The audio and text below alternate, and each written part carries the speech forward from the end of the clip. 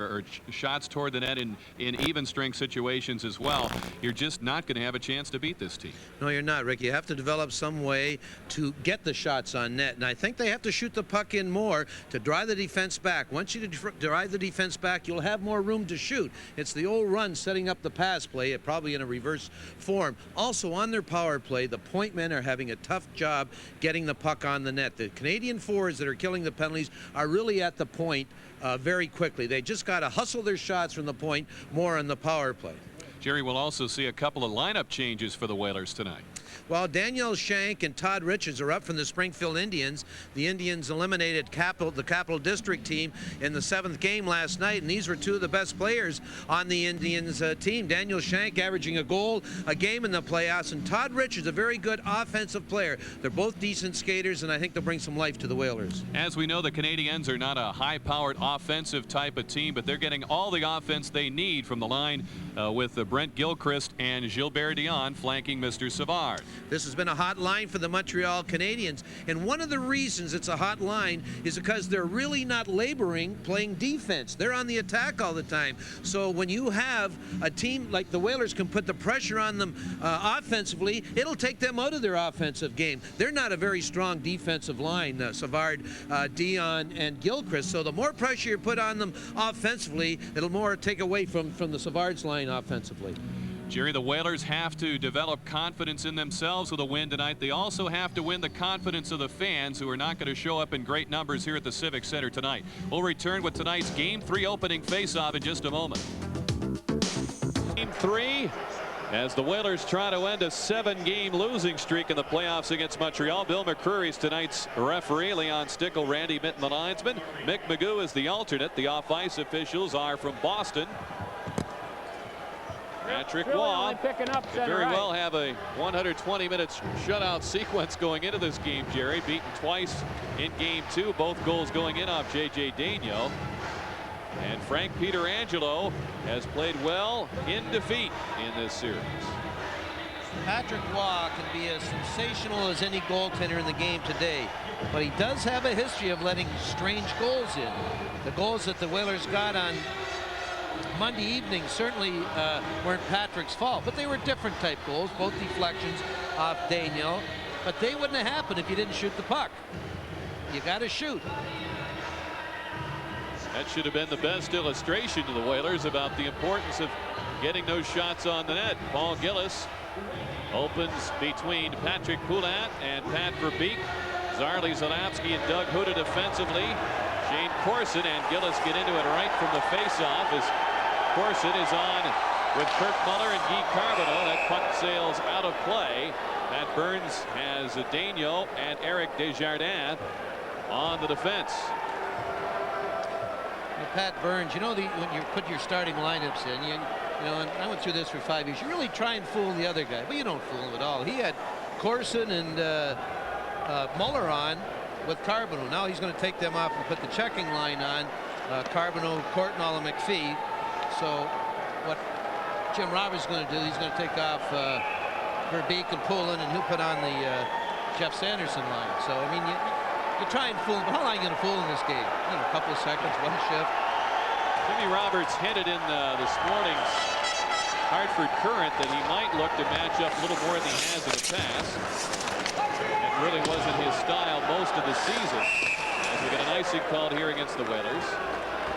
Well, there's two things, Rick. I think you got to try and keep John Cullen away from Carbonneau. It's been a tough job, too. Even though it's a home game, this Montreal Canadian team is and always has been the best changing team in the game of hockey. They're quick changes. They're well disciplined at it. They're simply the best. So you want to keep Cullen away from Carbonneau. It's a tough task. And also, I think you'd want to put a swifter line on against the Savard line. A swifter line that maybe Sanderson, Holik, and Anderson that can react quicker. I mean, because that's a quick little line, Savard, Gilchrist, and Gilbert Dion. Now let's take a close look right now and see what the Canadians do. You know, he's asking for instructions right now, the captain, Carbonneau. We'll see what the Canadians do when the puck leaves the Whalers zone. Carbonneau wins it cleanly, and it hopped off Daigneault's stick. And here's Kirk Muller stepping on immediately. The Canadiens go for a change. Brian Skrulin and Shane Corson join Muller, and now we get an icing call against Montreal as the chess game continues. You know, the Montreal Canadiens are certainly in a great spot to do what they have to do, Rick, because they have a 2-0 lead in the series, and the longer this goes on, you're really throwing the team that needs to win. You're throwing the Montreal Canadiens off, or the Hartford Whalers off balance by this change here. The game's going to be stopped a lot. There's not going to be a good flow to it. And this guy right here, he knows he's in no rush tonight. He doesn't have to put on a show. But the Whalers do, and John Cullen hopes to be in the middle of that. He is on against Carbonneau in his draw, but Cullen is tossed out. Randy Cunnyworth will come in. Daniel Shank, seeing his first Stanley Cup playoff action, is also on the ice. From the draw, Conroy trying to get to it. It's tapped to center by Corson. Recovered by Cunnyworth. Carbonneau keeps a close eye on him. Todd Richards on the ice as well. He's formerly in the Canadiens organization. Pass sails over Cullen's head. Patrice Brisbois double team and got it away. Big hit by Shank. As he pushes and shoves with Corson. Corson slides it up the boards to Carbonneau. Peter Angelo handles it easily. Gives it to Cunnyworth. Round for Conroy. Cullen sends it back to Cunnyworth. Pass behind Shank. Matthew Schneider. Turned back by Shank. Brisbois. Muller trying to shovel it ahead. Richards, a second-round draft pick by the Canadiens 2 years back. Now in that Hartford defense, he was picked up at the beginning of last season, October 1990. Race for loose puck. Savard gets there ahead of Andrew Castles. Murray Craven on the seat as well for the Whalers. Puck comes free to Gilbert Dion, and he'll backhand it out. Also tonight, Rick, you won't see the Canadiens with 2 guys deep. I'll get back to that in a minute. Gilchrist trying to get something started in the Whalers zone. Dennis Savard on the backhand in front. Lets it go, and Peter Angelo with a stop. Gilchrist and Dion swarming around that net as well. Brent Gilchrist. The first 2 goals the other night for the Canadiens, and Montreal went on to the 5-2 winners. Murray Craven shut off on his attempt to get to the net. Gets it to John Cullen. Corlo's waiting in front. Couldn't get him the puck while Odeline steals. And Diano had both Canadian goals in game 1. Beats Carbonneau. Russ Courtnall winds, fires. Peter Angelo to stop, and he covers the rebound, preventing Carbonneau from getting to it. That was only the second shot of the game, the first shot being a routine shot. But I'll tell you, for the first shot of the game, you really don't want to face Russ Courtnall at top speed going down the right side. And we'll see it right now. Carbonneau will spot Courtnall coming down the right side. Plenty of time. All you have to do is walk out. Of course, Peter Angelo, he plays out fairly far anyway. Here's a good chance. You know, I said this is routine. I got to be wrong here, because a backhanded shot coming to the corner like that is not routine. Right, getting back, I think the Montreal Canadiens don't have a chance to get to the puck deep in the Whalers' end. They're going to sit up in the neutral ice here. They want more people there than they do in the Whalers' end. If the Whalers have easy control like now, they will not go after it. Marc Bergevin has returned to action. Of course, he injured his knee in game 1. As we get the whistle, Canadiens are whistled for the offside. We've played 2:42, no score in game 3. 9X Meridian Systems presents the new phone. I'm not touching it. Me either. Well, someone's got to. Don't look at me. Someone get Marge. Marge? Yes. How do you work this? Well, just look in the window. Not that window, this window. They're using North Star, an advanced phone system, yet the window makes it incredibly easy to use. You've just got to see it, and this free video can show you. Get your free tape by calling 1-800-NORTH-STAR now.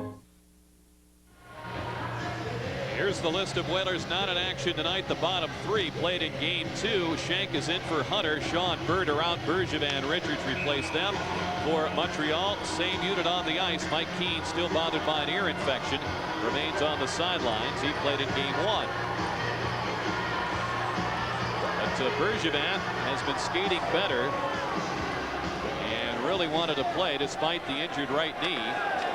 Suffered in game 1, so he's back in there. Randy Ladouceur brings it out. Lost Fires it over Anderson's head. Holik gets to it. He's met there by Kevin Holler. Holik wins that battle. Beats the point man Ladouceur. The wrist shot is intercepted easily by Carbonneau. On the lead, and Muller stumbled, and he was trying to stay onside, just could not, as Randy Minton makes the call. Kirk Muller with the goal in game 2. He's played well in the regular season in this building in particular against the Whalers. Certainly a welcome addition for Montreal from New Jersey, acquired September 20th along with goaltender Rolly Melanson for Tom Chorsky and Stefan Richer, who both played well for New Jersey in that series against the Rangers. You know, Muller seems to be the perfect type playoff player. He's rugged, he's good defensively, and he can put the puck in the net. He'll see an awful lot of ice time for the Montreal Canadiens. Bill McCreary is talking with Jimmy Roberts and Darcy Regier. He has also had a word earlier in this period with Pat Burns. I'm sure it's to deal with the changing of players, Rick. And I think maybe Roberts thinks that Canadians are leaving the bench too soon.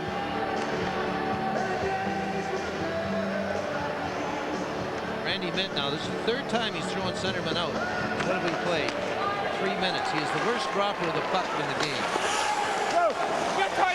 Muller has it for the Canadiens.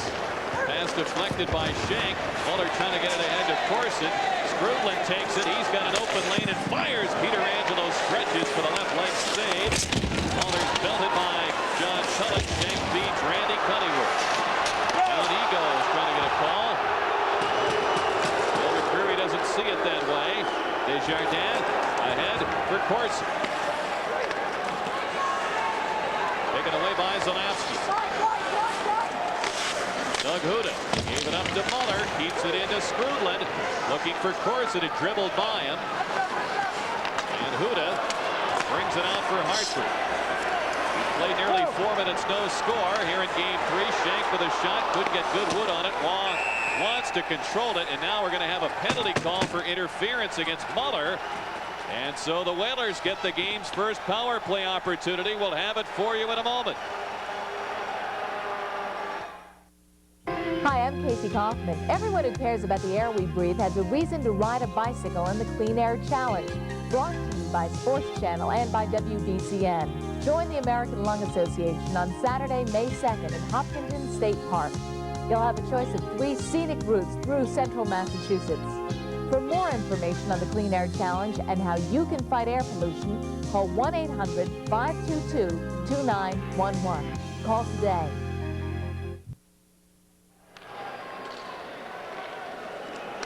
The Whalers with 1 power play goal this series will go on the first power play tonight, and they've yet to have a shot on goal in the first 4 minutes. John Cullen had left the puck. You'll see way deep in the corner is the interference as Muller takes Cullen down. Not a penalty the Canadiens wanted to take so far away from the play in such a harmless situation. Richard, wrist shot, and it's deflected wide. Corriveau was set up right in front of Wong. It's Daniel. Let's see how the Whalers adjust in trying to get more shots in the power play situations. 1 of 11 in the series. Richards fires again, and it hit Corriveau and bounced wide. Carbonneau swings at it, gets it to Courtnall. He'll slide it down the ice. It seems Todd Richards has got the message. 2 very quick shots. They don't have to be bullets. Todd, of course, played in all 6 games last spring against the Bruins and played pretty well. Spent most of the season in Springfield, started the year with the Whalers. Zalapski with 2 men in front. Richards shoots, and it's off his stick.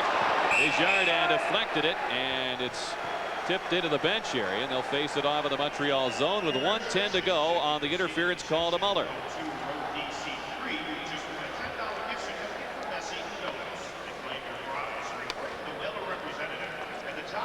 Andrew Castle's getting a chance here on the power play with Murray Craven and Ivan Corriveau. See, one thing it does when you're up front and you know that the defense is going to shoot quickly, it really gets you to hustle to the front of the net, get you going to the net. You can't stand in the corner and gawk and watch. Castles wins it. Zalapski looks toward the net, fires, and it's deflected by Carbonneau well up into the crowd. Whalers still without a shot on goal through the first to 4:54. Canadians have done an excellent job in this series of being out on the points when the Whalers have been in the power play. You know, that clock's working. They just haven't got a shot yet.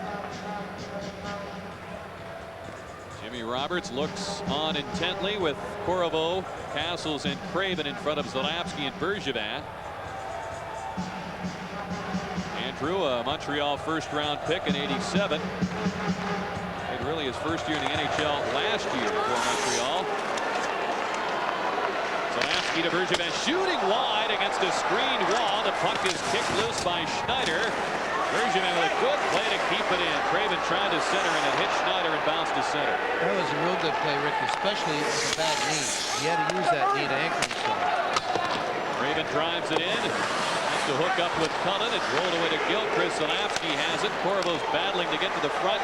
Craven's in the slot as well. Cullen looks, feeds Bergevin, shooting wide. Craven turns, fires, and it hit the defenseman in front. On the wraparound try, and deflected on Brisbois and bounced away. Bergevin stay with his man as Gilchrist pops it out of play with 22 seconds to go on the Hartford power play, looking to get on the board first. Certainly a necessity here in Game 3. Well, this is something that hopefully happens for the Whalers, is to get the lead. Let's see how this man's hockey club reacts without the lead. We know they're the best team in hockey with the lead. I don't think they're so good without the lead.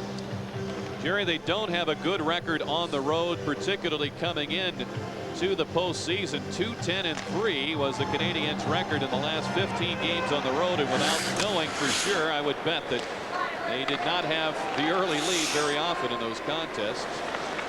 Goal scoring was a problem all season on the road for Montreal. They scored 31 more goals at home than they did on the road. For Beek. Got Poulin in front, goes to Conroy, penalties over, the shot is deflected, while the stop, and it's loose in front, the puck is loose, and Cullen has it, gets it to Poulin. Checked by Desjardins. Conroy pinches in, Carbonneau gets rid of it emphatically, and had enough of that backhand clearing attempt to get it out. And you see that's the Montreal Canadiens. They do everything right. He knew he had to have great velocity in that backhand clearing to get it out of their end. Let's pause for a regional break.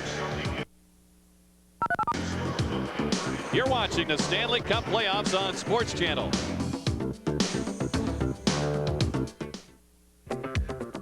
Sports Channel. Turn us on, and here's what you'll see. Racing from Suffolk Downs.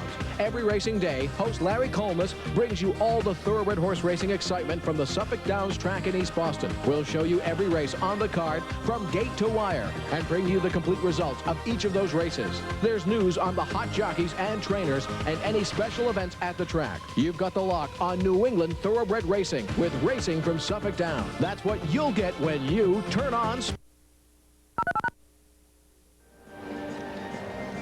Whalers had a lot of time possession on their first power play, but this was really the only good scoring attempt, and it went off. Well, that was Desjardins. I was thinking it was Daniel that might have gone in, but that was Eric Desjardins that it deflected off, and that was Patrick Roy's first save of the game. Sanderson opposes Gilchrist on this faceoff. We're scoreless through 6:27. Gilchrist wins out on it. Couldn't get it back to the point, though. Holik just sends it off the boards. Sanderson has Anderson trapped offside. Sanderson absorbs a hit from Savard. Managed to keep the play onside. And Bergevin drives it in. Brisbois to Schneider. Passes tips. Anderson shoots a save by Juan. Sanderson tipped that pass. And that created the opportunity as Brisbois and Holik begin to push and shove. It's tough getting to Patrick Roy, or I should say it's tough getting to the rebound after a shot in Patrick Roy. The defense is so strong for the Canadiens. It seemed once again that Patrick did not know where this rebound went. He took a time finding it. Let's go back and look at the shot as it is deflected to Kyle Anderson. He'll just blast it right here. No, we're not going to see Patrick. Not bad. I'm starting to call him Patrick now. really should be Mr. Waugh. Yeah, he's been the boss, certainly against the Whalers through the years in Stanley Cup play. The last time the Whalers won a playoff game for Montreal is Game 5 of their series in 1988. Lost the next game and lost the series. Then were swept in '89. And of course dropped the first 2 games of this series. That's 7 in a row. In Montreal, the Whalers are trying to reverse that. Zalapski steps in against Daigneault. Checked by Daigneault. Carbonneau picks up the puck. Morrison's pass deflected by Shank. Cullen hops on it. Zalapski shoots. Wow, that's stopped, and he'll hang on. Good line, and Shank push and shove. Jerry, I got to see Daniel Shank a couple of times in that Capital District series, and not only was he the offensive force for Jay Leach's club in the series, but he was in the middle of everything with Capital District, a pretty physical team, and certainly that's what Jimmy Roberts and company are looking for. Well, he's a reckless type player, and it's certainly nice to see a guy like him produce, get points in the board. Probably serve his purpose without being a scorer, but when you can do both, all the better, obviously. Zalapski to Shank, fires, and it's deflected out of play. As the Whalers and Waugh pretty well screened on that. Hey, Patrick Waugh is a strange type goaltender. Very effective, obviously successful, and the best. I'll tell you, he drops off a little early. He was down before the puck left Shank's stick in that last shot. Of course, there's a lot of traffic in front of him, and he is a big man, and he has a way of going down to take the angle away. You'll see that he is down before this shot even is deflected. I guess we'll see it. He was right down in that spread eagle. But look at him. He does cover a lot of the net. It's not like a arrow pan going down. Conroy's shot is wide. Poulin gets to it. Fires in front. Desjardins worked it away. And Carbonneau takes it from there. Richards. It's time to relocate the puck. Sends it out on the wing to Poulin. Drives in against Desjardins. Conroy has joined the attack. The pass in deep to Cullen. And the wraparound, and it's stopped by Waugh. He reaches out to cover it as Haller took down John Cullen. Well, the Whalers, since the first 4 minutes, the next 4 belong to the Whalers, starting with the power play. They've had all the pressure on the Canadians, and they've tied the shot clock up at 4. John Cullen to take one in the chops there. His big Haller got him. He's going to try and wrap it around. Watch, here's the shot. Boink. That was a boink too, right there. That was a left-handed boink. But really, in this early going, the first 8 minutes, the Whalers with much more zip, really, than they've had. They're trying to create something. They're trying to, you know, make it happen themselves.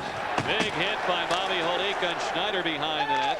Now the line of Anderson, Sanderson, Holik through most of the season was the Whalers' best forechecking unit. And it looks like they're back on their game tonight. That's good to see because they did not finish the season strongly. Savard fires, pad save by Peter Angelo, and Bergevin skates away with it. Holik's pass hits Savard.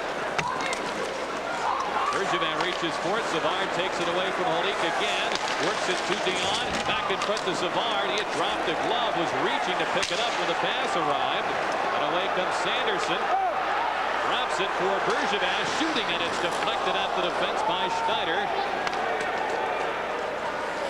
Gilchrist sends it to the side of the goal, and Holik lobs it off the glass.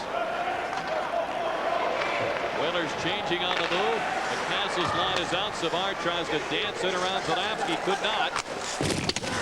Brulin in forechecking. Ravens pass off the skate boot of Ivan Korovo. We've played over 9 minutes of scoreless hockey here in Game 3 of the Adams Division semifinal between the Whalers and Canadiens. Montreal up 2-0. The pass by Huda behind Korovo. Daigneault gets to it and will get the whistle for the icing call. No score here in the first period.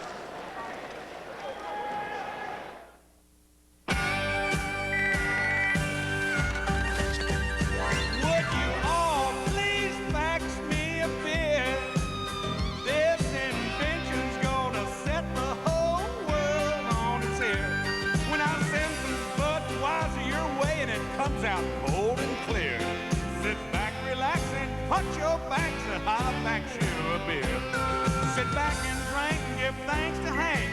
I'll back you a bud. There's a lot more Whaler action to come, so sit back and open a nice cold Budweiser for that clean, crisp taste that only comes from the king of beers. Well, these guys get in the building. Canadian fans on hand for this. You know, a couple ice things that happened to the Whalers were the result of the Canadians really loading the neutral zone and standing up. And the Whalers really didn't have anything to do but try and shoot it in and outrace them. Daniel with a wrist shot into a crowd. It's kicked away by Zalapski. Craven hooks it back to Zalapski. Corvo's with him. The pass to Corvo off the defenseman. Craven trying to find it. He could not. Castle to Corvo. Shooting. Wow, the stop. As Craven was jamming away for that rebound, he couldn't connect with it. Odeline plays it out to center. Craven waits for Castles to step onside. Nice move by Craven. Down he goes as he's taken down by Daniel. Will have a penalty upcoming, and it will be against Hartford. That's really going to get the crowd upset. As Odeline shoots it in, and as Peter Angelo gloves it, McCreary indicates a boarding penalty. Midway through the period, let's pause for a regional break. You're watching the Stanley Cup playoffs on Sports Channel.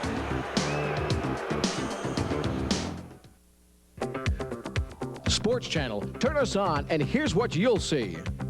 Thoroughbred action. Harvey Pack brings you all the thoroughbred horse racing excitement from the tracks all across New York State. Every racing day, you'll get gate-to-wire coverage of the races and the official results from the tracks. Plus, Harvey will keep track of the fastest horses, the best jockeys, and the current racing trends. Horse racing has never been more exciting than on Thoroughbred action. That's what you'll get when you turn on.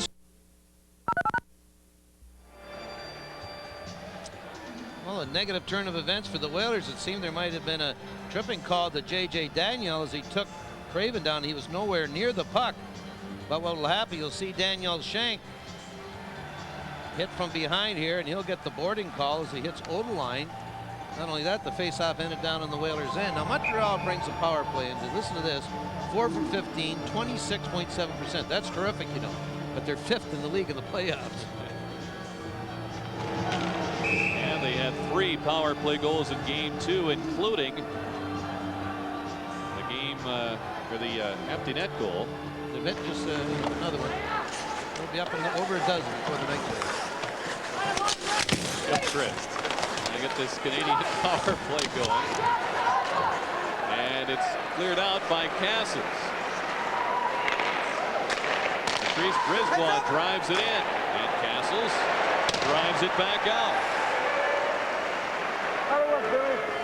Whalers, of course, did not play well at home this season. Only 13 wins here at home ice, and special teams were a major part of that. The Whalers penalty killing at home during the regular season, 21st in the league. Their power play was 22nd. Here's Brisbois cutting in. Fires in front, it deflected off Conroy. Bergevin turned to save the play. In front, Gilchrist dropping it back to Schneider, winding. He lets Corvo slide by, and the shot is now deflected into the stands. Matthew Schneider a little upset with himself. He made a good move on Corvo sliding in front of him, but then he was just hesitant to shoot it. Gotta be careful when you go to block shots, especially killing penalties if you're 4, because if you miss or are unsuccessful, you take yourself right out of the play, and it usually becomes a 5-on-3. Yeah, the Whalers special teams were, well, I guess that's quite horrible at home here.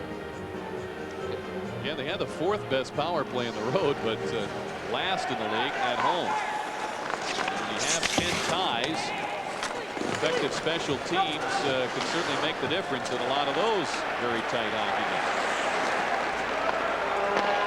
Under a minute to go with the penalty. Craven on a steal, backhands it behind the net.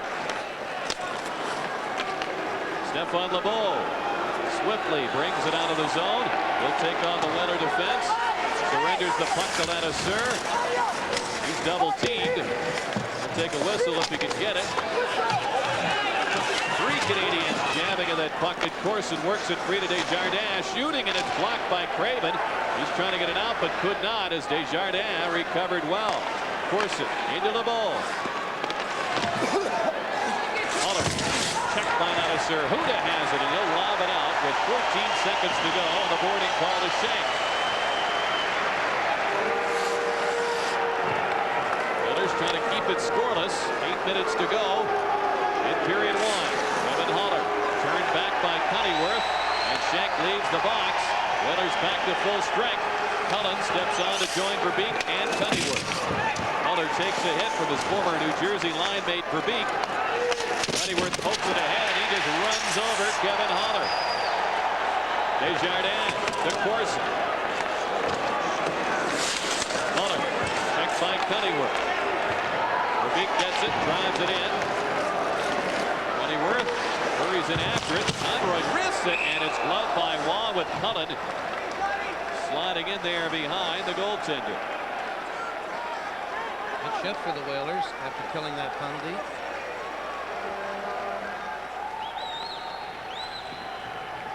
Watch Randy Cunneyworth and big Kevin Haller. The guy that's standing waiting for the hit is usually the guy that goes down. You know, what that set up, that hit, was this opportunity, even though the shot was more or less a routine shot. So say you really got to somehow, and I said this the other night, you got to bother Patrick Waugh more a little bit. And, you know, you got to try to avoid him. Occasionally you can. Savavsky's shot of the point deflected wide. Verbeek trying to turn it in front. Schneider, who's been solid in the Canadiens' defense in this series, held him off, and Cullen steals the outlet. Cunneyworth. And one of the Whaler goals on Tuesday night. Step on the bench now with Anderson joining the play. Richards hurries overskates the puck. McPhee has it. And the wraparound, Peter Angelo hung in there and made the stop. On Richards. 4 Canadians back. Anderson drives it off Waugh's blocker. Brisbois sends it off the corner boards. Brisbois let it go. Sanderson has it. Looking for Holik, just joining the play, cutting in. Centers through the legs of Mikhail Anderson. Bergevin's shot is blocked by Carbonneau. Schneider. Brisbois slaps it off the boards. Bergevin loved it, knocked it down, taken away by the Canadiens. Sprinting into Savard, shooting, and a save by Peter Angelo. Bergevin wrists it out off the stick of Mikhail Anderson. Odelon. As Gilchrist turning up ice, Bergevin slapped it away.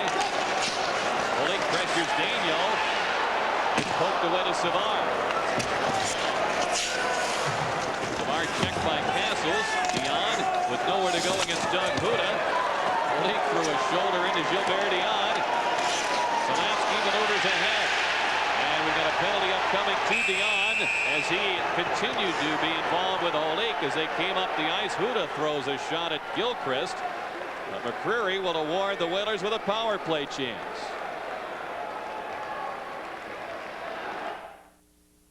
When the northeast sun scorches your summer, your engine needs a motor oil that's built to take the heat. Amalie. We started with premium base oils, added viscosity improvers to prevent thermal breakdown, extra oxidation protection for longer engine life, and enhanced high temperature performance. The result? Amalie Northeast Formula Motor Oil, built to keep it cool when the heat is on. Ask your retailer for Amalie today.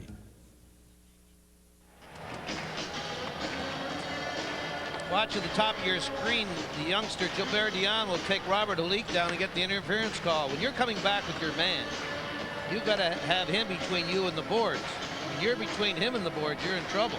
And that's what happened to Dion. He got trapped there, and Holik went to the ice. It was an interference call. I'll tell you one thing, this series, I've never seen so many wraparound tries. I mean, you know, I think back to when I played in the olden days. there wasn't one of those or two of those a year. I mean, the players are just that more skill. Maybe you could think of a guy like Esposito because of his great reach trying it, but everyone does it now. Canadians have tried it a lot, and they really haven't been contested on many of them. Dion, of course, with one of his goals, the first goal of the series in a wraparound in game 1. Corvo checked by Daniel. Puck comes down to Castle. Zalapsky fires, and wow, the pad save with Corvo right in there with him. And it's driven away by Desjardins. That was a tough save for Patrick Waz. That was not a bullet. He more or less shanked his shot. Richards brings it ahead. Slows it down, can't control it though. Andrew Castles on for Richards. Zalapsky with 2 men in front. Wrists it to the side to Cullen. Zalapsky had it hop off the blade of his stick. Whalers will have to reorganize with under a minute to go on the Dion penalty. Jimmy Roberts gets fresh legs out there in the power play. Cullen is joined by Verbeek and Cunnyworth, Conroy, and Bergevin. Skrulin and Muller work up front on the penalty killing unit for Canadiens. Daigneault and Desjardins on defense. Verbeek hands it. Cullen waits, trying to feed it back to the point. And Conroy couldn't hold it in. Bergevin has to come all the way back. 30 seconds on the penalty. Once again, Rick, the Whalers really struggling at the point in the Canadiens' end, like game 2. I don't know if it's nerves or... Cunnyworth to Cullen coming in, shooting a high rising drive, stopped by Verbeek. Whacks of that bouncing puck, couldn't get good wood on it. Skrulin starts it back to Schneider. He winds and fires, and Peter Angelo fights that one off. 3 seconds to go on the penalty to Gilbert Dion. And the Canadiens keep it scoreless with a penalty killing unit. 3.5 to go here in the first period. It's shoveled in by Verbeek. Waugh handles it. Anderson shoves his man into the boards. He took a shot at Gilchrist, and he'll be penalized for cross-checking. 3:22 remaining in the first, no score. NYNEX Meridian Systems presents the new phone. I'm not touching it. Me either. Well, someone's got to. Don't look at me. Someone get Marge. Marge? Yes. How do you work this? Well, just look at the window. Not that window, this window. They're using North Star, an advanced phone system, yet the window makes it incredibly easy to use. You've just got to see it, and this free video can show you. Get your free tape by calling 1-800-NORTH-STAR now. The Canadiens will go on their second power play. Jeff Sanderson right here gets a boarding call, I believe they call it. No, cross-checking.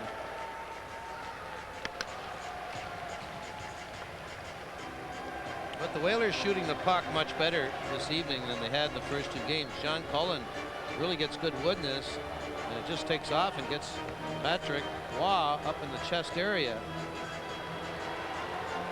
You know what? He really didn't seem to mind that. Usually you say, you know, shoot it high on him, he doesn't like it. I don't know if really he does like it up there, but well, I guess if you stop it, you like it. He had that concentration going. Whalers haven't straightened him up very often in this series. Conroy gets to it. Canadiens get it to the point as it's Desjardins giving it to Holler, wristing it, trying to connect with Dion. Gilchrist.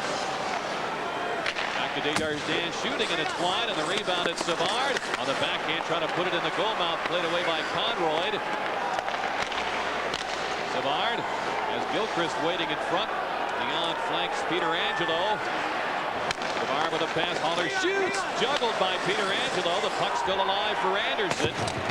Holler with a good play to hold it in. Into Dion. Penalty upcoming, delayed call against Hartford. Holler sets up with a shot, lets it go. Peter Angelo the save. And we've got Dion and Conroy pushing and shoving. Savard tossed to the ice by Ivan Corabo. McCreary had 1 call against Hartford, and he might have a handful more involving players from both teams before it all settles. Well, the original call is going to go against the Whalers and Dougie Huda. Probably a roughing or high sticking call, a stick-related call. This will give Montreal a, he's going to get a couple more guys. He's going to get Corvo and Haller. They'll be coincidental, but the major blow in this case will be the original call to Dougie Huda. This will give Montreal a 2-man advantage. Oh, this doesn't look right. Oh, no, it's Corvo. I'm sorry. Corvo and Haller. They'll be coincidental, and Hudas will go to the board. Let's go behind the net where it happened. Oh, he's got him for cross-checking there. As he got Dion. 3 strange penalties against the Whalers tonight. I mean, the shank call, he did hit him, but I don't think he hit him with a lot of force.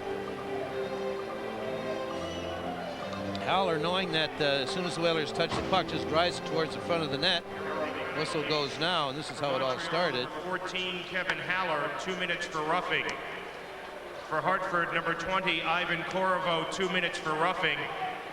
For Hartford, number 27, Doug Huda, 2 minutes for cross-checking and 2 minutes for roughing. Wow. The Whalers got, we're going to have to figure this out, Rick. Well, it's a 2-man advantage for 1:10. That's the time left on the Sanderson penalty. Well, they're going to be a full 2 minutes, Rick, because he can't come on the ice because Huda got 2 penalties. All right, there's 1 penalty call. You see McCreary with his, there's Conroy with the right, and here's Huda again. I guess he's going to get called for this. I don't see how Huda got 4 minutes unless. Well, it ended with Huda. Oh, okay. And looked like Dion. So when the Sanderson penalty expires, there's going to be 2:50 left. Yeah, on the double minor. So they'll only be 2 men short for 1:10. Right. Okay. Tough situation facing the Whalers here. Craven's the only forward out there. Backed up by Ladouceur and Conroy. Schneider closes in, feeds it at the side. LeBeau shanked his pass, tries it again. It's blocked by Ladouceur. Kirk Muller winds it back around to Brisbois. He walks in, fires across LeBeau, shoots a great save by Peter Angelo. Muller to Brisbois, winding, firing, deflected, they score. Shane Corson on the tip-in has made it 1-0 Montreal with 3:36 remaining on the double minor to Doug Huda. Nothing Peter Angelo could do about that goal, but what a sensational save he made, and usually that inspires a unit to go on from there, but Brisbois doesn't fool around. He just teed it up, and this man here, Corson, deflected it up top. Does this zing into the top right-hand corner? You can see it there.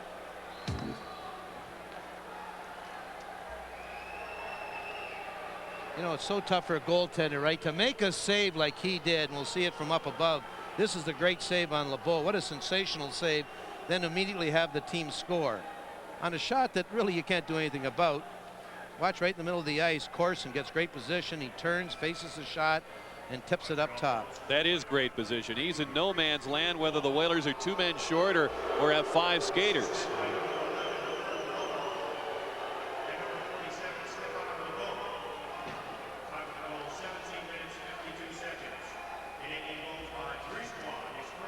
Well, they're going to give it to Brisbois. Wow, I tell you, it seemed to me that Corson turned and deflected it up top.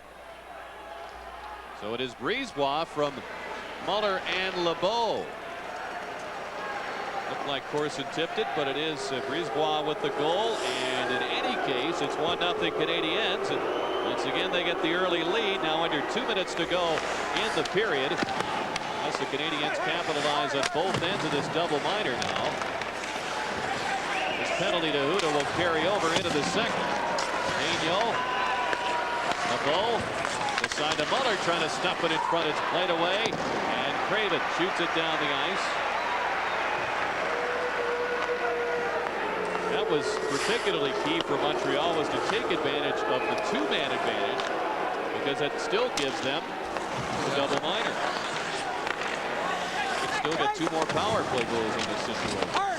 Peter Angelo keeps it moving. Honeyworth slaps it down the ice. Cale Anderson into Hurry Daniel. Word lands the hit with a minute to go. Period one. Savard motors ahead. Beyond belted in there by Cunningworth. Schneider quick release, and it's gloved by Peter Angelo. He'll hang on to it. 50 seconds remaining in the period. 2:18 on the double minor. Frank Pietrangelo played very well for the Whalers in this series. I mean, the only goal I might have faulted him on was maybe the first goal of the series when Dion come around and wrapped it around. I mean, that was a tough play, though, for a goaltender. He's played exceptional hockey. Now let's go back to the goal and see if this did hit Corson. You'll see Corson come to the middle of the ice and turn himself. There's his stick. Well, you know what, Rick? This might have hit the penalty killer out deep. Yeah, I think that was it, because that puck was on the way up already by the time it reached Corson. Brisbois, who gets the goal. Gilchrist has Dion behind the net, feeds him the puck. It's slapped away to Savard. Bergevin works against him. Savard out to Brisbois.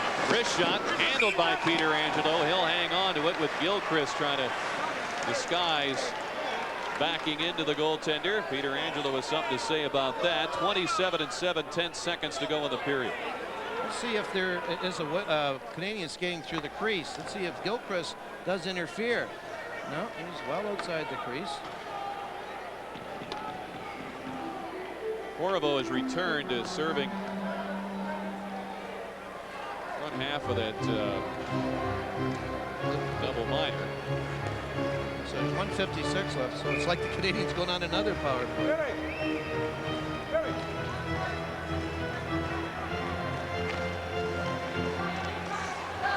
He has it, plays it off the boards, down the ice. See the time left in the period. The Whalers overcome the hurdle of the double minor, but they still got plenty of time to kill on the Hrtf penalty in the second period. 8 seconds to go. It's centered in front. Castles finds it, gets it loose to Murray Craven. Craven looks and gets it to Conroy. The shot is wide as the horn sounds, ending period one. Still 1:28 to go on Hrtf's double minor as the Whalers find themselves down 1-0 after one here in Hartford.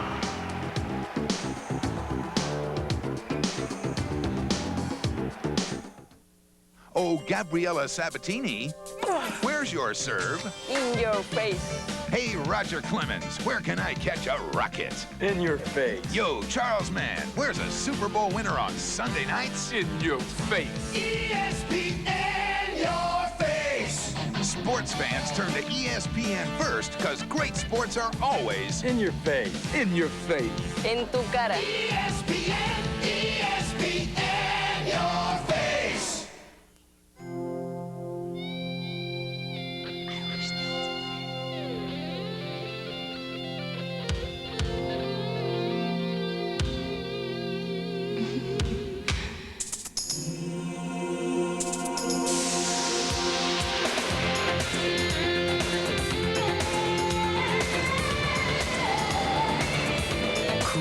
Crisp, clean, Old Spice. It puts the wind in your sails. Happy trails to you until we meet again. Happy trails to you. Keep smiling until then. Across town, across the country, wherever your trail leads, you know Citgo quality will always keep you well on your way. Till we meet again.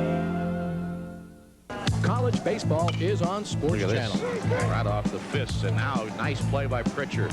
Got him hung out. Looks the runner, Barrios. He's trying to put it in play.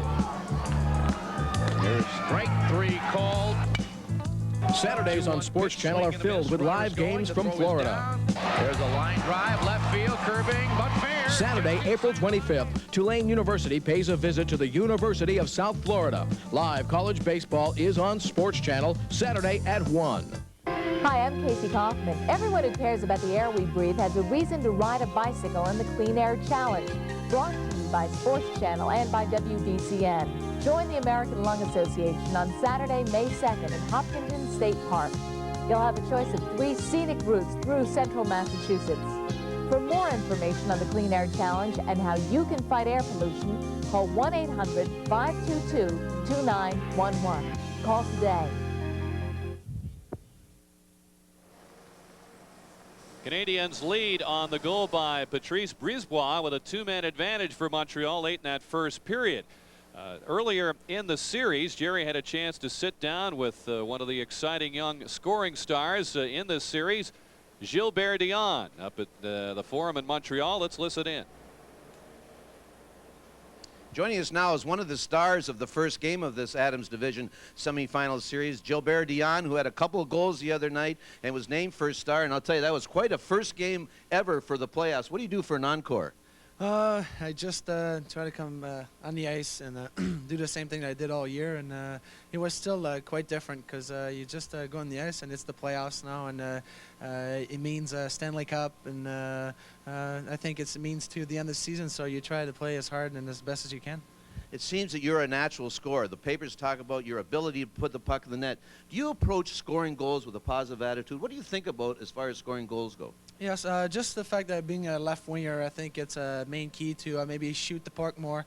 I'm not recommended as a good, playmaker, but sometimes I can do good plays. But it's just I have to think, sometimes before the game, I'd like to have a goal tonight. If not, work as hard as you can and keep my positive plays out there, like hitting players and everything. And as long as I work hard, I think goals will be coming easy. You know, Gilbert, it really helps to have an experienced player on the line with you or a guy to guide you along. And it seems to me you have a great one in Denny Savard. Oh, yeah, he's been helping me out a lot, in past, since I've been here, since December. And the key that I liked is Mr. Pat Burns didn't split us up at all. And I think he wanted me to learn more and get more experience with Denis. And it's something that I was proud to, and it's just been great. And I think I owe a lot to Denis, and I think it's part of the hockey too. I think bring up a young player like me to the NHL and help me out as much as he can. Well, you're playing in the capital city of all of hockey. Probably the toughest spot for a young player to play is in Montreal. I'm sure your name's been in the papers for weeks and weeks. Is the pressure getting there a little bit, being Stanley Cup time and all? Yeah, especially in Montreal, it's getting there. Today I was walking around and people were asking me 2 more goals. It's something that I wasn't used to, but right now it's putting me a lot of pressure. But I like that. I like to go on the ice with pressure, and as long as the team come first, my personal goal will come easy, and hopefully we'll do well tonight with another victory. We talk about bloodlines. For your fans who don't know, his brother Marcel, one of the great players of all time, and I'm sure he's helped you out along the way. Yes, he's been helping me out a lot, more off ice than on the ice. There's a few things I have to work on, and he told me do this year, and this summer we'll be working on a lot of things. He's been watching every game as much as he can, and it's been great. He's been helping me out a lot, and he knows that now I have a future in the NHL, and I can't have better than that. And Marcel, and I'm very proud to have him as a brother. Well, Gilbert, we want to thank you for joining us, and good luck to you and your Montreal Canadiens. Thank you very much. 1-0 Montreal after 1 period tonight in Game 3, and our coverage continues here on Sports Channel in just a moment.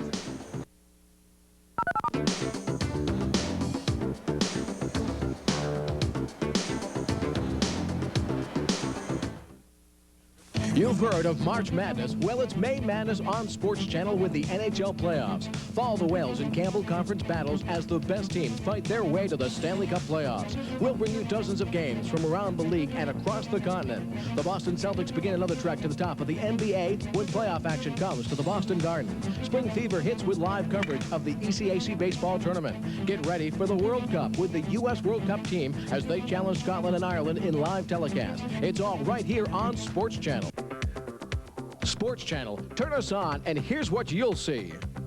USOC Olympic Showcase. Take a look at how our Olympic hopefuls are gearing up for this summer's Olympic Games in Barcelona. From the strength of wrestling to the grace of equestrian, from the speed of track to the power of volleyball, USOC Showcase will bring you a wide array of Olympic sports. Keep in touch with the Olympic tradition with the USOC Olympic Showcase. That's what you'll get when you turn on Sports Channel. Hi, I'm Casey Kaufman. Everyone who cares about the air we breathe has a reason to ride a bicycle in the Clean Air Challenge. Brought to you by Sports Channel and by WBCN. Join the American Lung Association on Saturday, May 2nd in Hopkinton State Park. You'll have a choice of 3 scenic routes through central Massachusetts. For more information on the Clean Air Challenge and how you can fight air pollution, call 1-800-522-2911. Call today. Sports Channel, turn us on. Turn on Sports Channel for college baseball. Could be a hit and run opportunity. Here he goes. Oop, tries it. Tries to cover up, throw to the first base side. 1-1 pitch. Well hit. Looks at center field. Confrontation, celebration. Sports Channel, turn.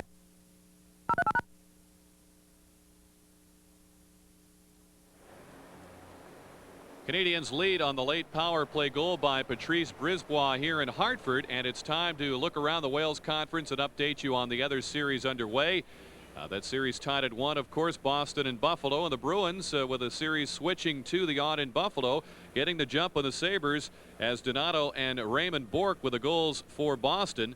Goaltending matchup the same, Draper and Moog. Devils lead the Rangers with the series now at the Meadowlands, and New Jersey in front 2-1 over the Rangers. Stefan Richer and Scott Stevens have scored the goals for New Jersey. Messier with his 3rd of the series for the Rangers, and the only goaltending change in the Wales Conference Series involving Mike Richter now in goal for the Rangers, starting tonight against Chris Terreri.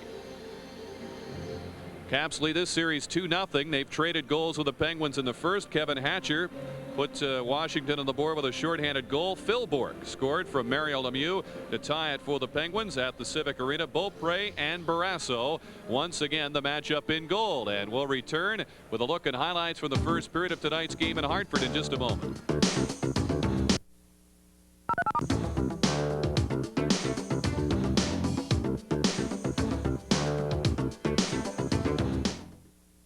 These are news critic comments about the sports writers on TV. I love it. That could be only one person, couldn't it? Yes. I have a teeny little mouth. You're beloved, and you have a small mouth. Do you really think Tellender is beloved?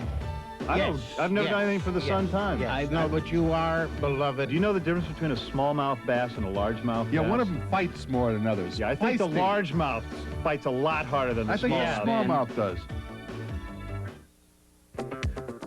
Sports Channel, turn us on, and here's what you'll see. USOC Olympic Showcase. Take a look at how our Olympic hopefuls are gearing up for this summer's Olympic Games in Barcelona. From the strength of wrestling to the grace of equestrian, from the speed of track to the power of volleyball, USOC Showcase will bring you a wide array of Olympic sports. Keep in touch with the Olympic tradition with the USOC Olympic Showcase. That's what you'll get when you turn on Sports Channel. College baseball is on Sports Channel. Right off the fists, and now nice play by Pritchard. Got him hung out. Looks the runner, Barrios. He's trying to put it in play. Here's strike 3 called. Saturdays on Sports Channel are filled with live games from Florida. There's a line drive, left field, curving, but fair. Saturday, April 25th, Tulane University pays a visit to the University of South Florida. Live college baseball is on Sports Channel Saturday at 1.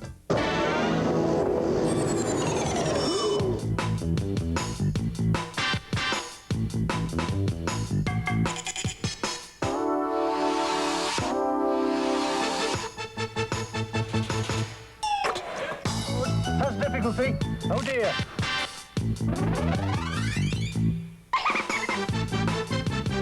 Yes, we have it all on Sports Channel.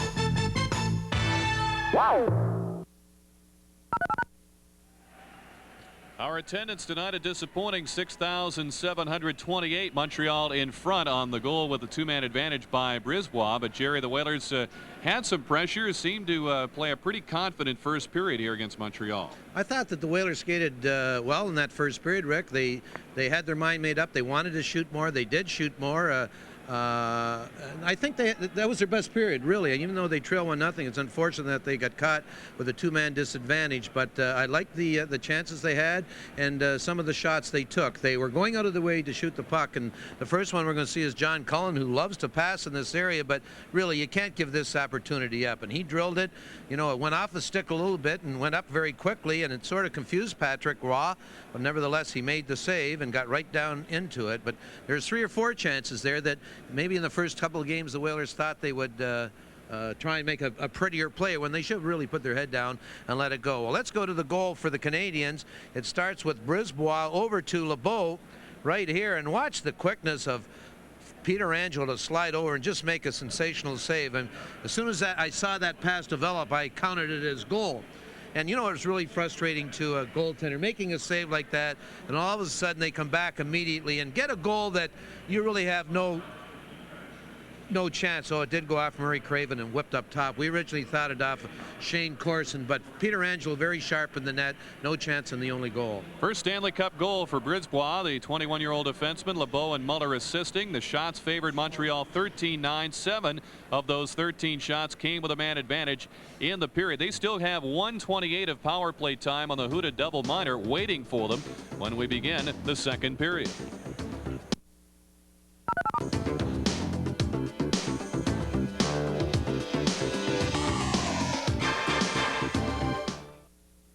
You've heard of March Madness. Well, it's May Madness on Sports Channel with the NHL playoffs. Follow the Wales and Campbell Conference battles as the best teams fight their way to the Stanley Cup playoffs. We'll bring you dozens of games from around the league and across the continent. The Boston Celtics begin another trek to the top of the NBA when playoff action comes to the Boston Garden.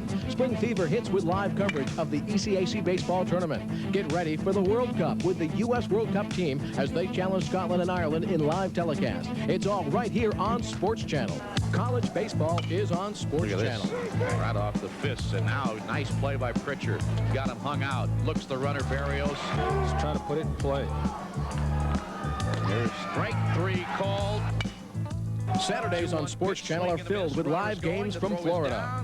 There's a line drive, left field, curving, but fair. Saturday, April 25th, Tulane University pays a visit to the University of South Florida. Live college baseball is on Sports Channel Saturday at 1. Get ready for Hartford Whaler playoff action. The Whale takes on the tough challenge of knocking off the Montreal Canadiens in the Adams Division battle.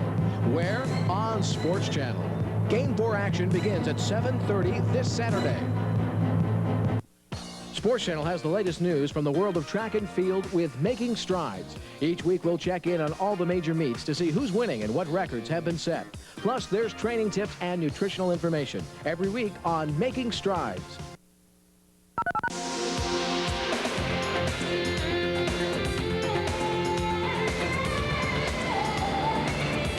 Cool, crisp, clean. Old Spice. It puts the wind in your sails. It'll take sweat to get that dream afloat, so Old Spice deodorant works to stop odor before it starts by killing odor-causing bacteria on contact. 99%. Old Spice deodorant. It does a number on odor. Teams get ready for the second period of Game 3 here. Let's look back on this date in the NHL. Detroit won the Stanley Cup in 1950 on this date in very dramatic fashion. Pete Babando with the overtime goal at 28-31, and the Wings beat the Rangers in the 7th and deciding game. We'll return with the second period here in Hartford in a moment. Travel arranged through Northwest Airlines, the #1 on-time airline for 1991. Northwest, the on-time airline. Montreal will continue with the power play to start the second period. Whalers aren't quite out of this hole yet. Doug Houda sitting out the second half with that double minor for cross-checking and roughing. And the Whalers have the team of Castles and Craven working in front of Zalapsky and Conroyd. And Craven Kicks it back to Conroy. The Canadiens will have to start from in deep with Schneider and Brisbois behind Muller, Leclerc, and Shane Corson. Out comes Muller, who led the Canadiens with 15 power play goals in the regular season. Corson is met by Zalapsky. It squirts free to Muller, out to Schneider. Brisbois fires, and a stick save by Peter Angelo. Schneider gets it in deep to Corson. Looking for Leclerc in front. Conroy takes care of him. Corson. To Brisbois. Now to Schneider, winding and firing into a screen. It deflects wide. 38 seconds to go on the penalty. Conroy moves Corson off the puck, and it's driven down the ice by Andrew Castles. Quick change by the Whalers. Cunnyworth. Ladouceur sprint into action. Schneider sends it in behind the net. Ladouceur plays the man. Zalapsky digging for that puck. Canadiens work it up the boards. Cunnyworth sweeps it out. The Whalers escape the next 14 seconds. It'll be a job well done, and they can get back on with their quest here. It's an uphill battle, but they got to solve Patrick Roy. McPhee plays it behind the net. Ladouceur sneaks it by McPhee. Huda returns. The Whalers kill off the remaining time of the penalty. It's 1-0 Canadiens. Ladouceur with a drive that's blocked by McPhee. It ends up at center. Poked into the zone by Verbeek. He's allowed now to go in after it as Ladouceur got back outside. Verbeek cuts it, shoots. Waugh to stop the rebound, picked away by Haller. Bergevin winds and fires a rising drive, and Waugh made the stop there as Conroy into Cullen. Centers, and Cunnyworth is checked from behind by McPhee. Will have a penalty to Montreal as Bergevin gives it up to Courtnall, and now we get the whistle from Bill McCreary. Well, the Whalers certainly picked it up after that kill. They started the first minute and 28 seconds, a man short. Were successful in killing it off and really came at the Canadiens. But they're getting the shots now. They have their mind made up that they have to shoot. Now they have to get the shots down a little bit. Patrick pretty strong up there. Here's McPhee. He's going after Cunnyworth right here, and he just gets the hook into him and interferes with him, not allowing Cunnyworth to get the shot away. That's a good penalty by a player in that area. You don't like to see that happen in neutral ice or in the other end, but it's a good play by Pat Verbeek, cutting to the front of the net. A right-handed shot coming down the left lane. You know what you need to get to that area? You got to be courageous. You got to be a little crazy, I guess, too, because when you cut in that area, you know you're going to get the hack. At least. Yeah, at least one. Whalers need to get this power play started. Zalapsky and Richards work behind Poulin, Verbeek, and Cullen. Waugh making it by Cullen. Patrick Poulin, who played in the regular season finale for the Whalers and making his third appearance of the series. A drive by Zalapsky is wide. Rebound comes over the net. Verbeek tangles with Skrudlin, and Skrudlin will get a penalty. And a two-man advantage will belong to the Whalers. When we return, it's 1-0 Canadiens.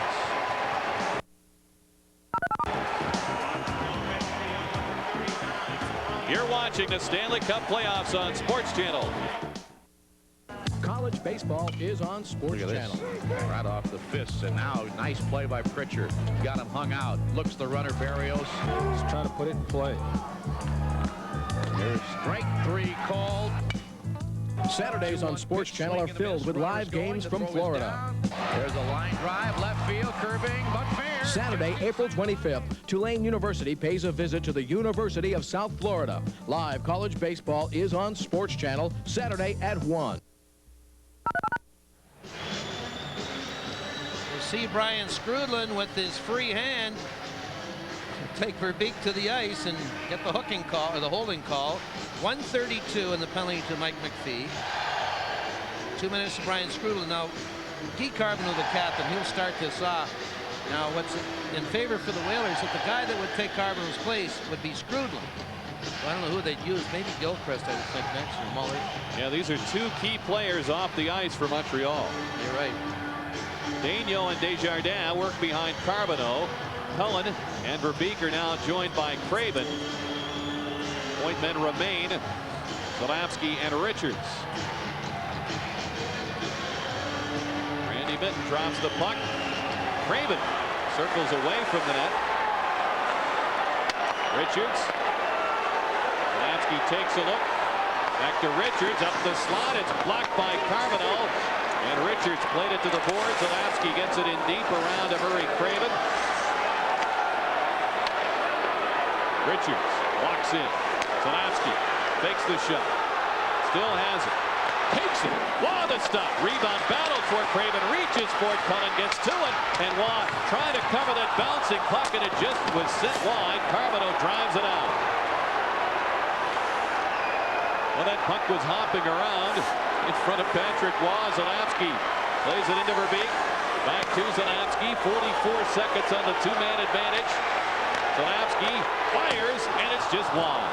Richards gets to the boards in time to hold it in. Zalapsky watched by Carbonell. Richards winds, fakes the shot at the side. Craven to Verbeek. He's decked as he sends it wide. Desjardins swung and missed at it. Richards going to move it to Cullen. 23 seconds of the first penalty. Zalapsky sends it into Cullen. Verbeek's in the slot. Craven's there as well. Richards wrist shot. Waugh to stop the rebound. Kicked out to Zalapsky. Quickly he sails it over the net. 10 seconds on the first penalty. Richards to Zalapsky. Wrist shot. Saved by Waugh. Desjardins gets rid of it, but not out. Richards to Zalapsky. First penalty over. The shot is wide. 25 seconds left in the Skrubland call. It's a 5-on-4. The pass in the slot is played aside by McPhee. Richards in deep. Craven lets it go to Cullen. Here's Zalapsky closing and shooting. A sliding block by McPhee. Zalapsky into Verbeek. 5 seconds on the penalty. Verbeek centers. It's off a couple of legs. Richards getting it in front. Zalapsky shoots. He scores! It's not a power play goal, but the Whalers are on the board. Well, of all the chances that Zalapsky had in the last minute and 32 seconds, this is one you wouldn't think he'd score in, as he's in very tight. The Canadians had returned to full strength, but he did slide it by the stick side or midway up. We'll have a look at it from our camera up above. Zalapsky, number 3, watch him to your left. Right here, he's just going to wrist it to the short side, well, actually to the stick side. Good play by Todd Richards to get it over there, and Murray Craven spotting Zalapsky. You know, in the original, at the start of this power play sequence, Rick, it seemed that Zalapsky was getting the puck in an off-balance situation. He was never had great balance when he received the pass. I kind of think he would be, if he was on the other side, for example, on the right side, he would be in a much better position to let that famous one-timer go. It just seemed every time he got it, he had to, you know, really work hard to get some balance. And with the two-man advantage like that, particularly, you want to work quickly before the penalty killers can shift and react. Zalapsky with his first of the playoffs at 4:29. That goal scored just as the Skrubland penalty expired, but tied at 1. Out comes Mikhail Anderson. Craven and Richards assist on the goal. Racing it, it's Anderson, and he shoves Hrtf to the boards. Anderson sprints through there. Whalers lifted by the goal, as Schneider is bowled over by Holik. When he stops to think about it, Jerry, he's got to realize he's the strongest man on the ice in this series. Whalers need him to use that size as Conroy back to the puck. As the series goes on, they'll have a lot more room to work with. Icing to call against Hartford. The Whalers have tied it. The crowd has left it. Here in the second.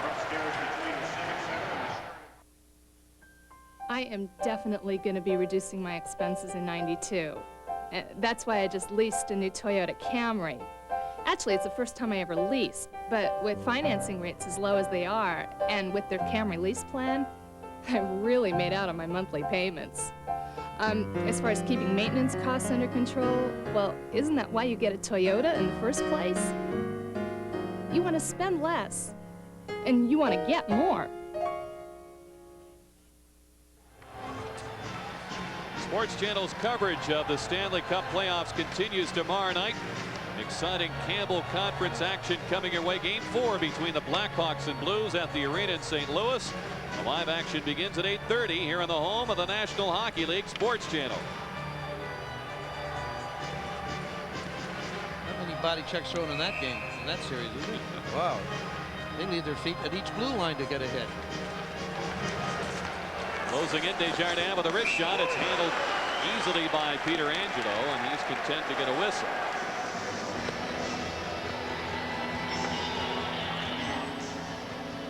Let's update you on the out-of-town scores. Sabres are on the board.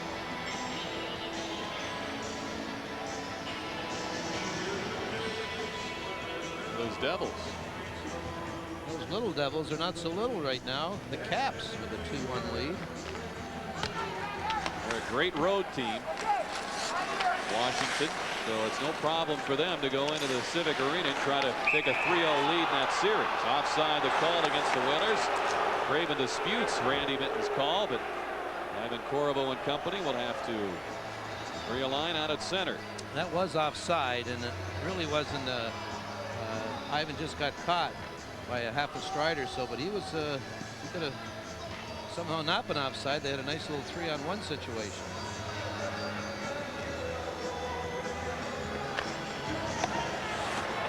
Mahler forces it over the right side here with LeClaire and Muller up front. Muller forces the play in deep. LeClaire digs for it. Sturdy line on for Pat Burns. LeClaire goes over 200 pounds, and you know pretty much about Corson and Muller's strength on their skates. We're past the 6-minute mark in the second. The Whalers have tied it up on an even strength goal by Zalapski. LeClaire uses that size against Bergevin. Muller cuts it front, and he tried to wrap around. It rolled off the end of his stick to Ivan Korovo. Drops it for Craven. Winds it, shoots. Wall to stop. Of course, gives it to Carbonneau. Whalers have 7 shots in the period. Montreal 2. Helped, of course, by the 2-man advantage for a minute and a half.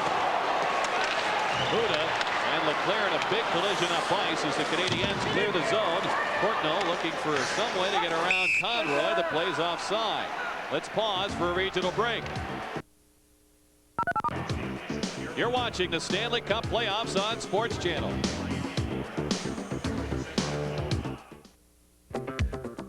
Sports Channel, turn us on, and here's what you'll see.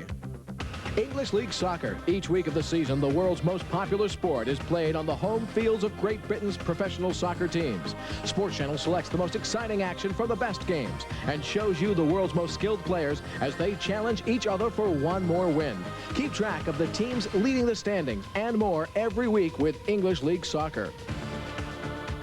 That's what you'll get when you turn on Sports Channel.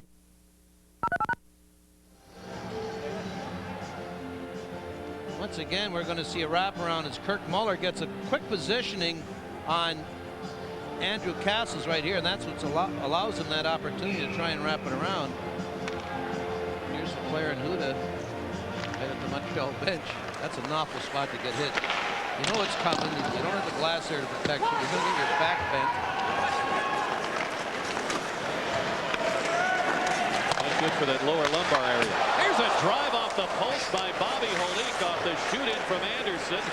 Anderson wrists it wide of Law.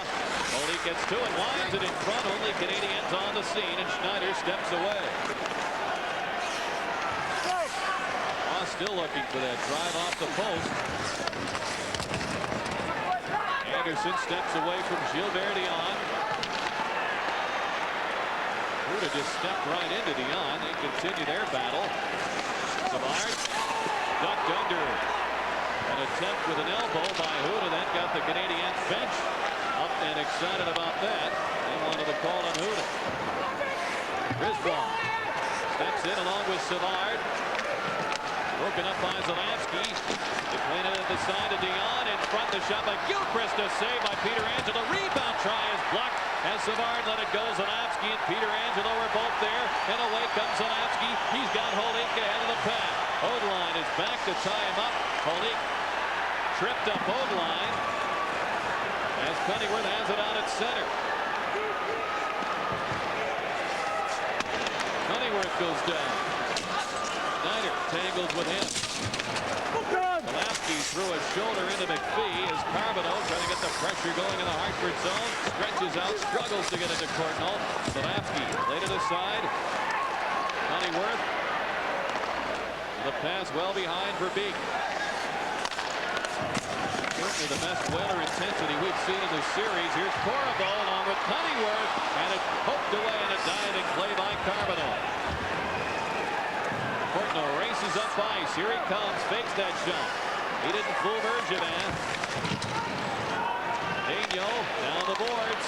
In front, Skrudland's open. Shoot save by Peter Angelo. Skrudland had time, but didn't get good wood on the shot. It was a lot tougher save than you thought. He was going with the hard shot. We're tied at 1, nearing the midway point of the second.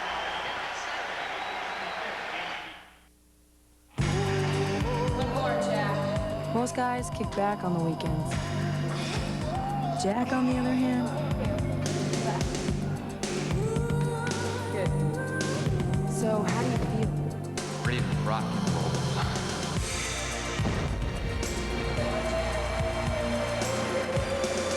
Only one beer has the taste as genuine as the people who drink it. Budweiser. Tomorrow, we're sleeping in. Great action at each end. You can see the Whalers are going to give you a little trouble as 4 of their players to the one side.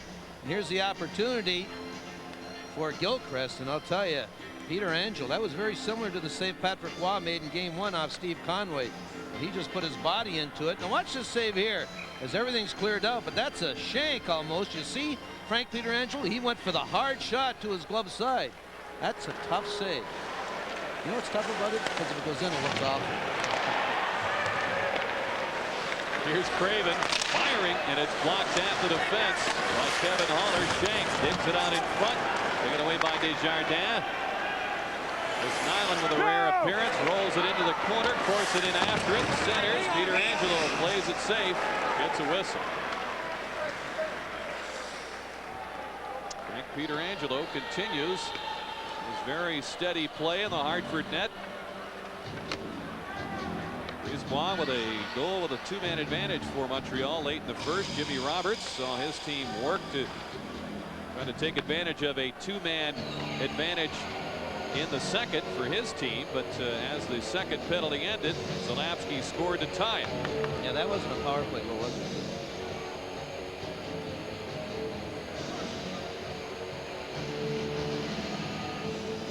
Nyland, you're right. Of course, with the penalty situations, he's neither on a power play or a penalty killing unit. Finally gets a chance to play.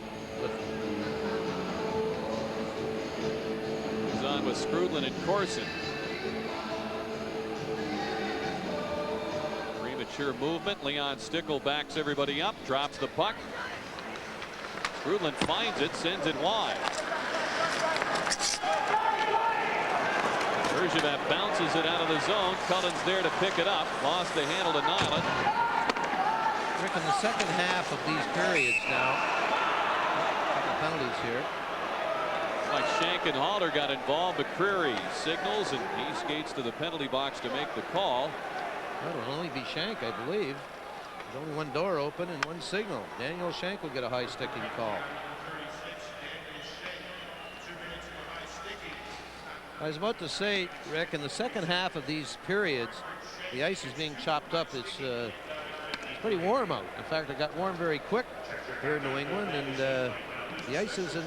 I'll tell you, it's pretty good. But the puck is bouncing a lot, and I guess it's the same everywhere in the later goings of the periods. It really doesn't call for fancy play hockey. It's you got to just go to old-fashioned, dump it in, put it on net, and try and get lucky. You see up top, there's Shank and Haller right there. Up top left. I didn't see anything. Well, Bill McCreary did, and Shank is sitting out his second penalty of the game. 4th power play for Pat Burns' team. Well, Pat Burns is a much better dresser. This is 4th year as coach than he was when he first started. Of course, he's making a lot more money, obviously. Yeah. It certainly came about during the season. Coaches around the league were happy that he got the big raise, hoping they can follow. They're going to have his kind of success. Craven has the puck, brings it out. Castles with him, Huda and Conroy as well. Craven drives it into Wad's pad, and the rebound sent wide by Castles. Craven stops it home!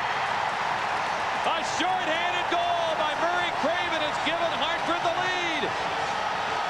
Why did this goal happen? Because Craven, once he's crossed the blue line, shot it, let it go, and the Canadians are very slack in defending it. Patrick with a routine save, and Andrew Castles just missed in the short side. Now watch this. It's let go just inside. Patrick just lets it go. You see what I meant, Rick, when I talked to start? If you shoot, what happens is you turn the defense around, and you can get on top of them quicker. Watch it again. Castles with the rebound that just misses this glove side, and Patrick very slow to respond, and a short-handed goal for the Hartford Whalers. But I was watching the Canadians come back once the Whalers cleared their zone in this short-handed situation, and they really weren't into it coming back. They were lazy coming back. First lead of the series for the Whalers. Castles and Huda assist on Craven's short-handed goal at 10:19. Murray with his first goal of the series. 2-1 Whalers. They score 2 goals in 5:50. Quick pass in deep to Leclerc. Corson out to the point. Desjardins shoots, tipped by Cunningworth. It's gloved by Peter Angelo, and Muller and Leclerc are in the middle of a battle involving Ladouceur and Bergevin. We get a whistle. Let's pause for a regional break. You're watching the Stanley Cup playoffs on Sports Channel.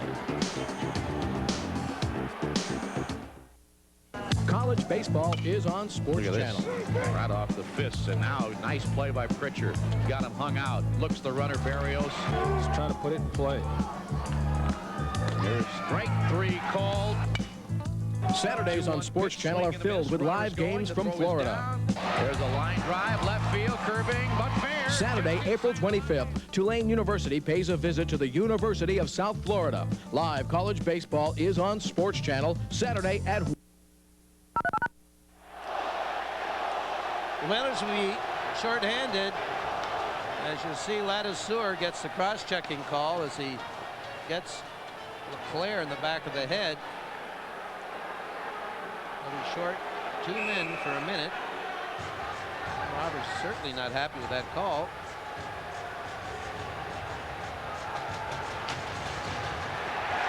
And from the draw, it's swept down the ice as Craven and Muller locked up on that face-off. Canadians' goal came with a 2-man advantage late in the first period by Brisebois. A shot that hit Craven's stick. Rose and beat Peter Angelo with a stick side. Brisebois has to turn and chase that pass over the blue line. Canadians reorganize. 36 seconds on the Shank penalty. Hard work along the boards by Craven, and Conroy result in sending the Canadians back again, and now Craven steps out of the zone, and he'll just push it down the ice. He was disciplined enough to know he had to give way to fresher lead. Also hooks hostage, you're right. What a game Murray Craven is putting forth tonight. Anderson's the only forward on for the Whalers. Brisebois in the corner for Corson. Met there by Conroy. Back out to Brisebois. 3 seconds of the first penalty. Schneider closes in the pass. Blocked by Bergevin. Shank returns at the 5-on-4 for under a minute. Brisebois wrists it. Tipped by Leclerc. Saved by Peter Angelo. Also on the rebound. And it's cleared around for Anderson. He can't get it by Brisebois. The pass is blocked by Shank. And Brisebois had repositioned himself at center. The Canadians force themselves back as Bergevin drives it down the ice. 34 seconds on the Ladouceur cross-checking penalty. Castles with a hit on Schneider. This crowd very small in numbers, but boy, they're enjoying the action. Huda shoots, and it's tipped wide by Cunningworth. Schneider gives it up to Huda. Canadians are hemmed in with 15 on the penalty, and Castles hustles in. He feeds Cunningworth. The quick shot is off a skate. Zalapski contains the play. Ladouceur set to come out in 5 seconds. Whalers with a shorthanded goal earlier on the first penalty, and they throttle the Canadians on the 2-man disadvantage that lasted a minute as Ladouceur is returned, and the Whalers lead it 2-1 under 7 minutes to go in the period. Holik shoots, and he sends it wide. Sanderson in behind the net to Poulin. Checked by Gilchrist. Holik muscles his way through. Bobby Holik fights off Brisebois. Savard tries to escape the zone. Finally, Gilchrist does, along with Dion. Catching up to the play was Poulin. Here's Holik winding. Saved by Waugh. Brisebois fires it away. Peter Angelo plays it, though. No icing. Poulin head for Bobby Holik. Gets over 2 lines, and we get a whistle. 6:19 to go in the second period. It's 2-1 Whalers. We respected what Phil was doing, but we weren't going to let him know that. Look, if you want to work out, lift weights. Like a normal person, huh? Ride a bicycle. Or swim. Yeah, go bowling or do something. Something safe. Just be there, all right?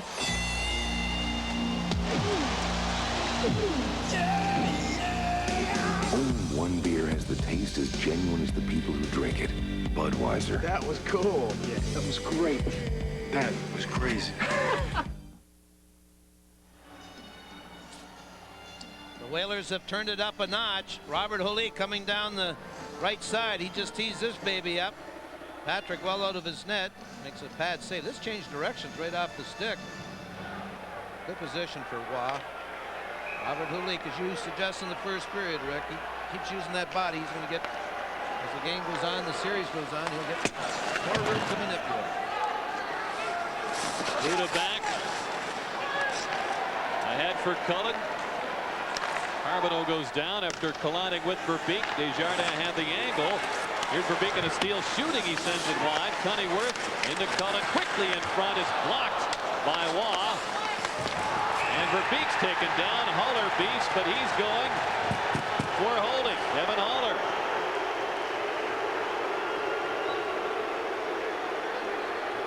Whalers with a lead and the man advantage when we come back. Get ready for Hartford Whaler playoff action. The Whale takes on the tough challenge of knocking off the Montreal Canadiens in the Adams Division battle. Where? On Sports Channel. Game 4 action begins at 7:30 this Saturday.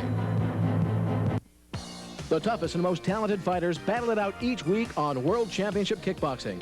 With every bit of feet, fist, and fury they can muster, these fighters strive to be called the world champion. Get a kick out of World Championship Kickboxing right here on Sports Channel. Well, the Whalers will go on another power play. Haller takes Verbeek right here. See the left hand? He gets him for holding. What a vicious hold.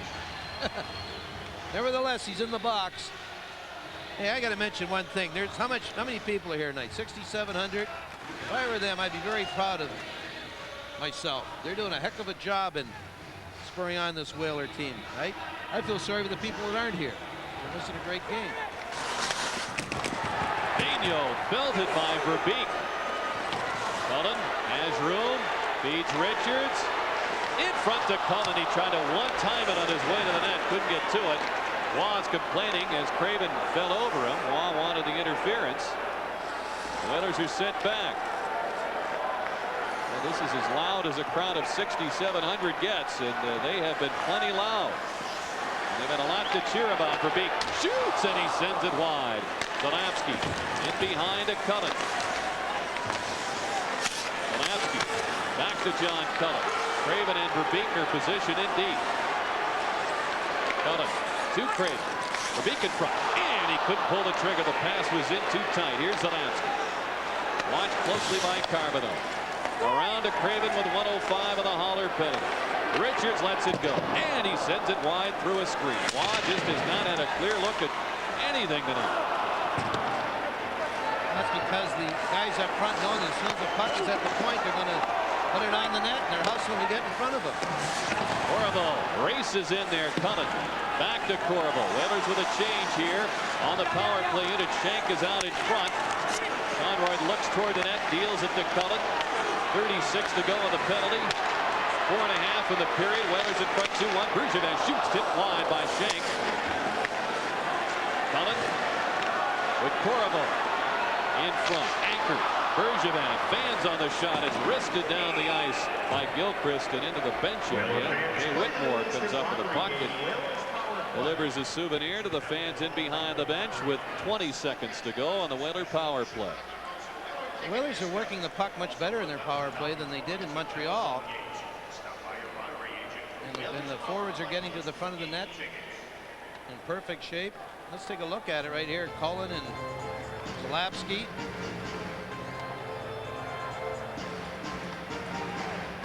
When you can work it back and forth along the perimeter and the outside, sooner or later you'll draw the penalty killers out towards that point guy and set up a guy in the middle like Verbeek, as Craven just missed him.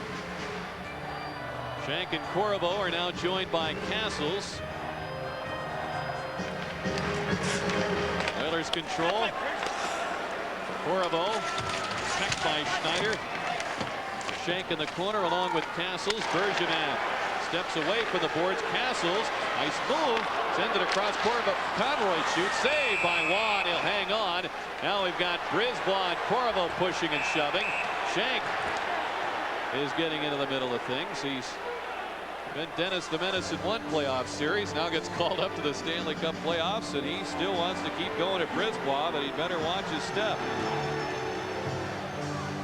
Randy Mitten has a hold of Brisbois. I like a guy like Shank, feisty.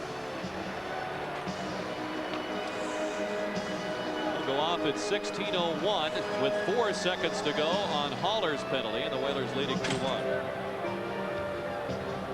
Patrick Roy made a good save before this. We tend to lose sight of that because of what happens after, but Castles will somehow get it wide, and Patrick's going to get his catching mitt on it. A lot of time for Conroy, and there's the save, and he bobbles it a little bit, and that's what leads to the stuff in front of the net. Daniel Shank's probably saying to himself, I really get lucky. He said, I could probably play in about 7 series. What's pro for series? Series? Yep. And it's back and forth. Yeah, I don't know what the rules are. 11-9 shots in the period favoring the Whalers as Conroy shoots, deflected over the net, over the glass, into the 4th row by Muller. And that signals the end of the Haller penalty. Canadiens back to full strength, trailing. A lot of hockey going around tonight. Oh, the Sabres have tied it up after they trailed 2-0. I'll tell you, this has been a good comeback series. Teams losing the lead. New Jersey, what a shocker in New York. And then Pittsburgh, I think Pittsburgh's gone ahead. A couple power play goals. Lemieux having not a great game, just 3 assists, and they've only played 37 minutes. 27 minutes, I should say. How many 2-goal leads met an untimely death last night? You know, this has been the Whalers' best period, because they'll hopefully escape with a lead and all, but it's also, don't you believe, their most physical period? Definitely. Playing with a lot of confidence. Verbeek lands the hit on Daigneault. Out comes Stéphane Lebeau. Bergevin strides back. Around to Cunningham. Cullen sends Verbeek on his way. Lets the shot go. Handled easily by Waugh.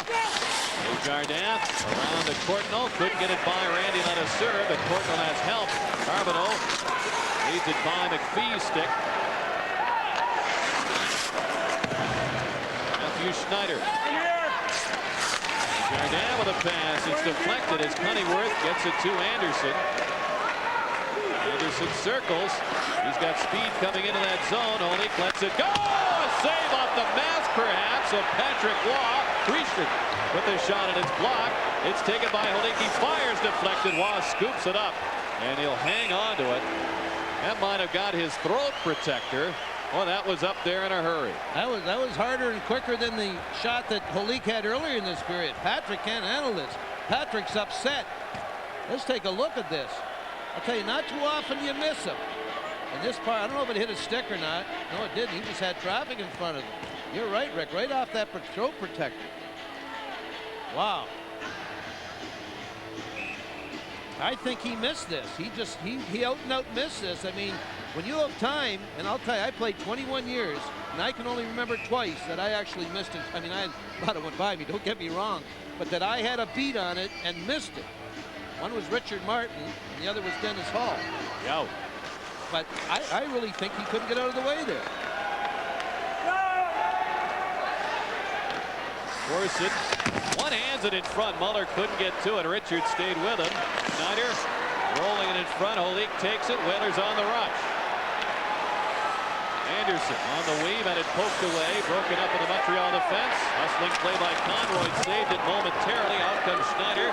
2.5 to go in period 2. Corson's wide open. The pass, though, was blocked by Richards.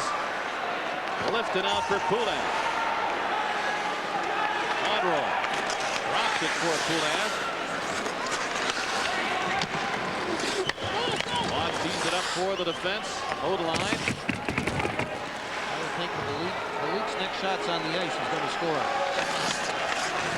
He's had a few tests for Mr. Waugh in the second period. The first one, perhaps his hardest one, off the post.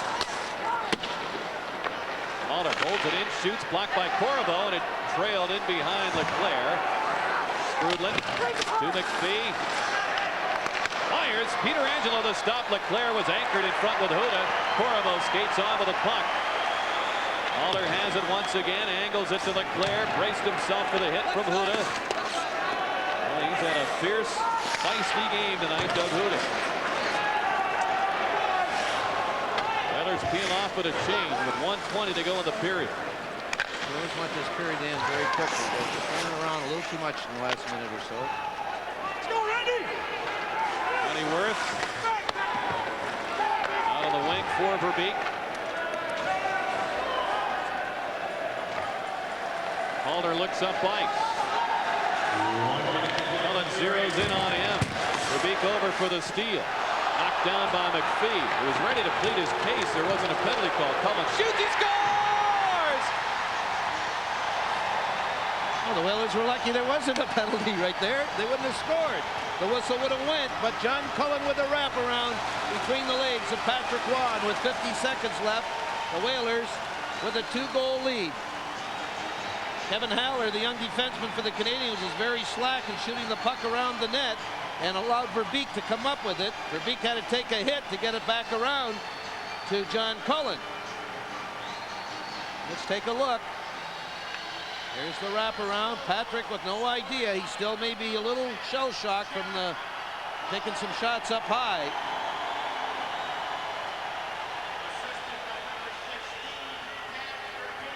Pat Verbeek with a good play to keep the puck in. He had to hustle over the boards, knowing that he could possibly get croaked from Mike McPhee.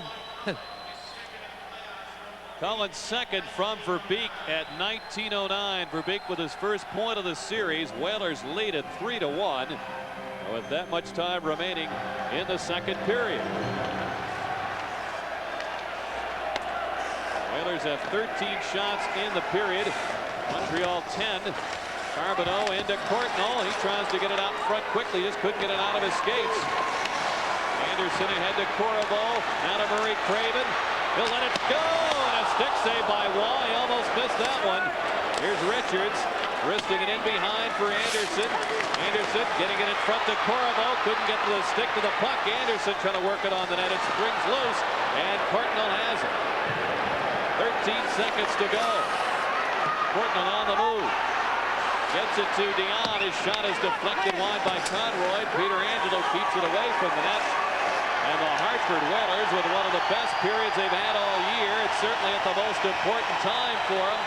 Lead 3-1 going to the dressing room after 40 minutes of play tonight here in Game 3 of the Adams Division semifinals.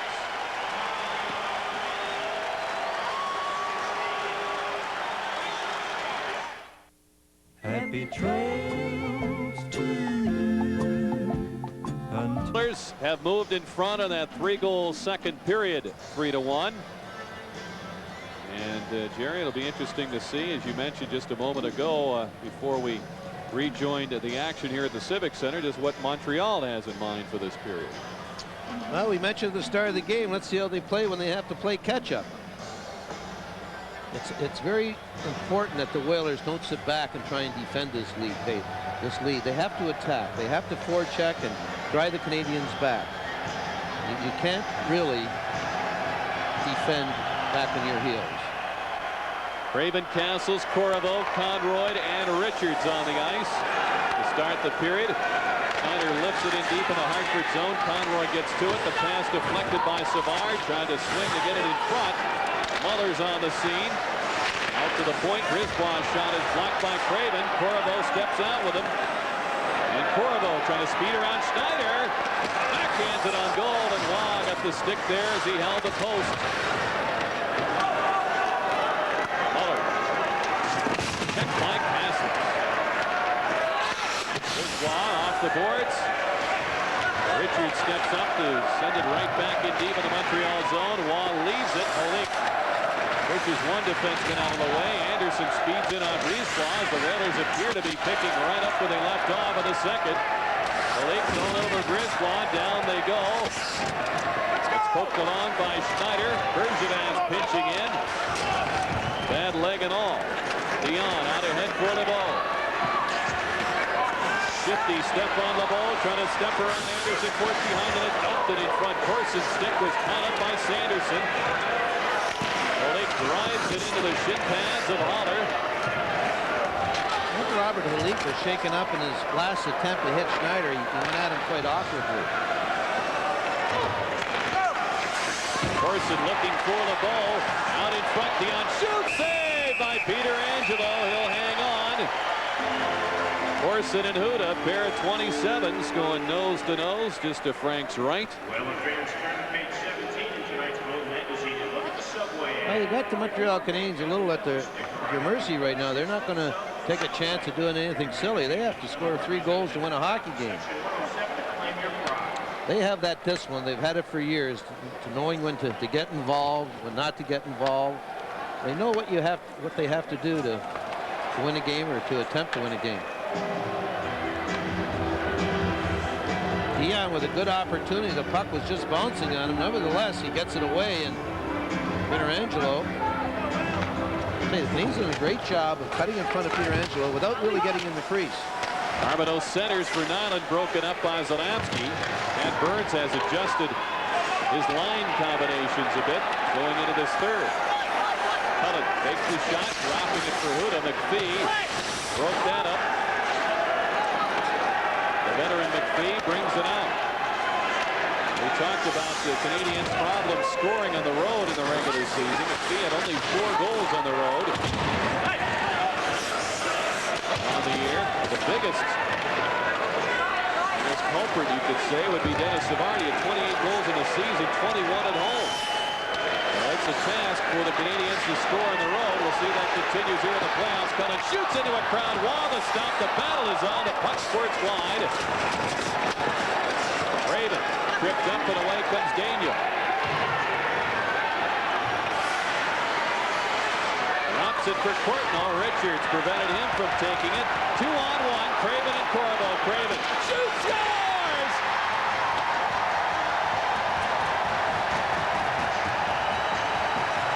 Well, everyone who's got Murray Craven in the pools is very happy. That's his 2nd goal tonight. Left-handed shot coming down there using Ivan Corriveau as a decoy. 1 defense back. And you're going to get opportunities like this when a team's trailing and taking chances. Always heads up. He knows he's got to shoot. Left-handed shot. Low under the glove of Patrick Waugh. As I said, Rick, maybe they've set Patrick up. We'll see it better from this angle. Left-handed shot cutting to the middle of the ice. Boy, does Patrick look off balance. Of course, in all fairness, it was a 2-on-1 as a goaltender. You're thinking pass all the time, but you know when it's a left-handed shot coming down the right side, you got to think shot. You play the shot, let your defenseman worry about the pass. Castles gets the only assist at 2:38. Andrew has 2 assists. Craven 2 goals and an assist. A key part of that goal, Rick, was Todd Richards standing up at the blue line. Broke up the rush by the Canadians, and that's what led to the 2-on-1. And he prevented Courtnall from reaching that puck. Here's Leclerc stepping in, fakes the shot, leads it. Strudlin drives it. Stick saved by Peter Angelo. Holik skates on with a rebound. Whalers in front now 4-1, and they want more. Holik fakes the shot. Risks it wide of Law. Collision in the goal mouth involving Poulin, and it almost came loose, but Strudlin brings it out.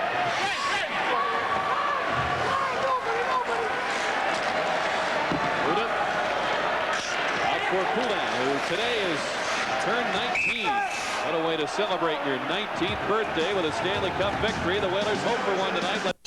Aqua Rush, salty spray, power thrust, German sea, Kawasaki, it's where I wanna be. Introducing the hottest 2-seater watercraft on the water, the Kawasaki Jet Ski Super Sport. With a sleek V hull and a powerful 750 engine, the Super Sport is where you wanna be. Kawasaki, let the good times roll. Kawasaki. The Whalers with a 4-1 lead. It's imperative that they really don't get involved in line rushes with the Canadians. They have to be solid defensively, really without backing off. They got to get the forechecking and just maintain the intensity level they're playing at. Verbeek. Tank bumps with McPhee. Cohen allowed to take it. The pass is not a good one, and Zalapsky has to backtrack.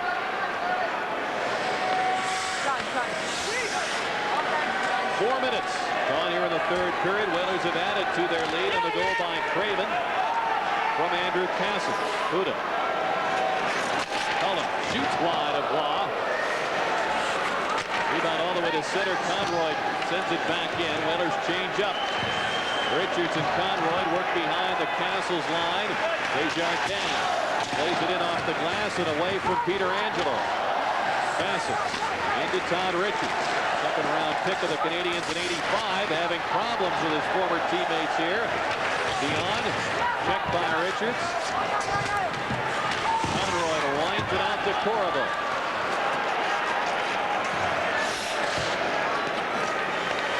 And Holler, pressured by Corriveau.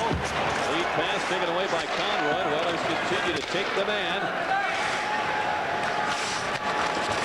Anderson line is on, or at least Anderson and Holik. Sanderson not on for the moment as it's sent the length of the ice. We get an icing called here against the Canadians.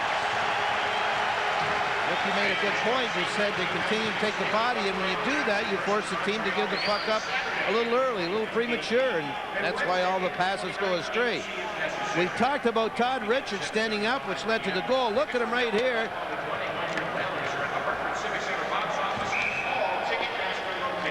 Well, he did stand up, but the point I wanted to make, it's so difficult with the speed of Courtnall, but there was a crisscross there, and actually what he did was maintain his position. He didn't get sucked in with the crisscross.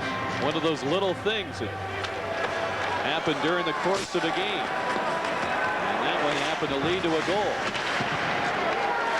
Daniel up the boards to Muller. He's got his hands full with Anderson. Holik has the puck, shoots, and it was blocked in front by Odeline. Sanderson was behind it. Savard speeds through, trying to step around Bergevin, could not. Takes on Bobby Holik, who just muscles him right out of there. Bergevin has time to play the puck around to Jeff Sanderson. Rink wide to Holik. Here comes another one. Waugh handles this one easily. Waugh was tattooed by Bobby Holik in that second period. Savard belted by Zalapsky. Cullen cuts in. The play is offside. Nearly 6 minutes are gone in the third period. Bobby Holik doing a little Bo Jackson for us. Breaking the stick over his knee. He's played a hard game tonight. He's been a very important player for the Whalers tonight. I'd love to get that first point and break that over. Well, I think he might have hurt himself in an early shift here. He didn't have much zing in that shot.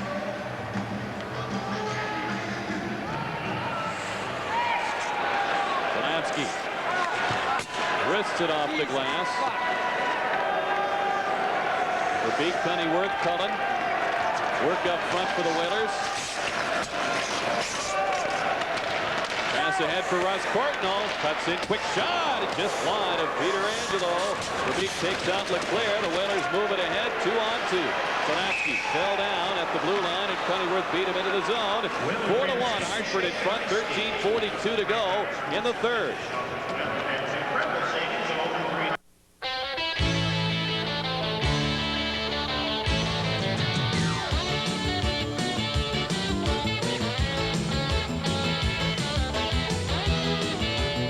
They must have heard the good news.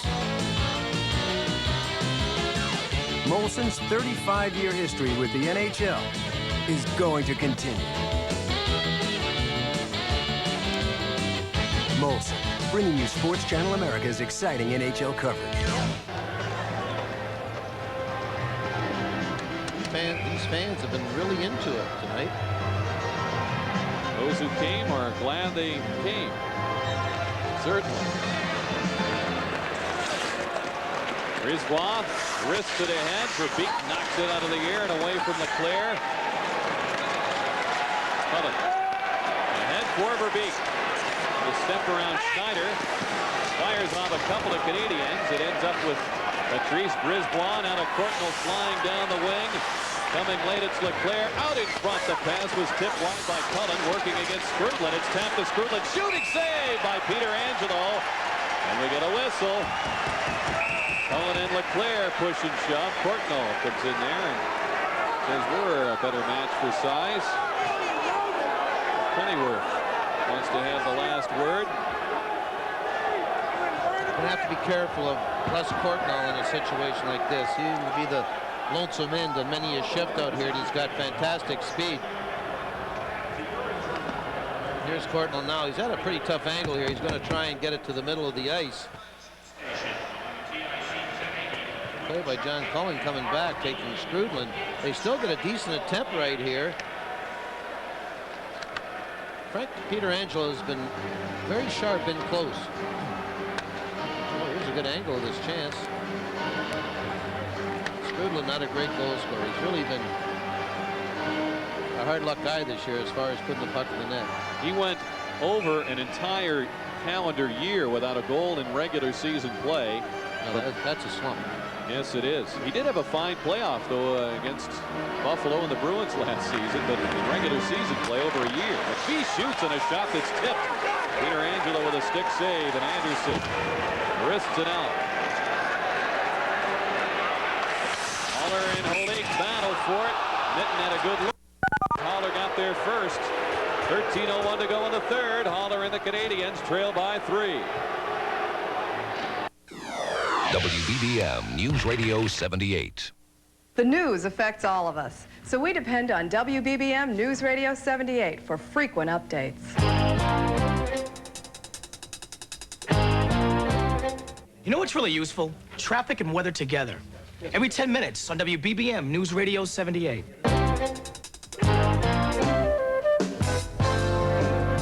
WBBM News Radio 78, when you need to know. Off the draw, McPhee got it on goal. He really had to lean on that stick with Randy Ledeseur standing in his path.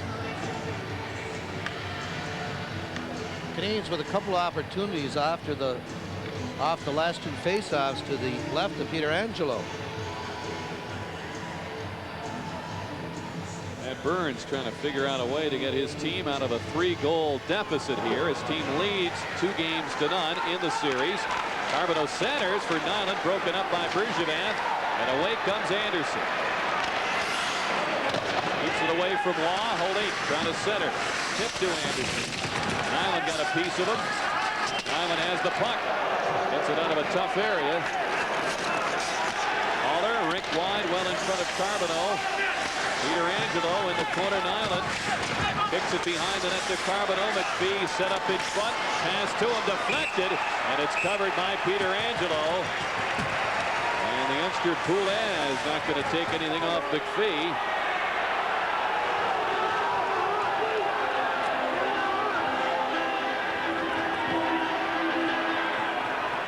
Hey, the Canadians in this whole series have had a lot of success in close on Peter Angelo, like walking out of corners and sneaking in front of the net from behind the net. You'll see right here, the captain, Dude Carbonell, just flips it in front. I think what happens is the Whalers are unsure of I don't think the word's unsure, but untrusting of a one-on-one situation and lose their perspective as far as protecting the front of the net. You see two Whalers go there for Carbonell, which leaves McPhee open. And what happens, Rick, you draw the winger back, then the point's open. It's just, you should never leave the front of the net to ensure that you have to.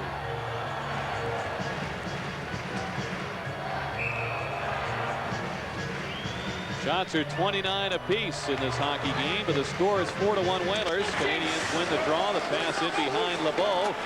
He scampers in after it. Needs it for.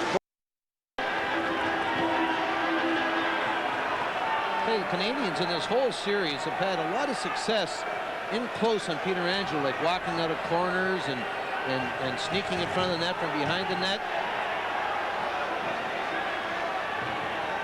You'll see right here, the captain, Dude Carbonell, just flips it in front. I think what happens is the Whalers are unsure of I don't think the word's unsure, but untrusting of a one-on-one situation and lose their perspective as far as protecting the front of the net. You see two Whalers go there for Carbonell, which leaves McPhee open. And what happens, Rick, you draw the winger back, then the point's open. It's just, you should never leave the front of the net to ensure that you have to.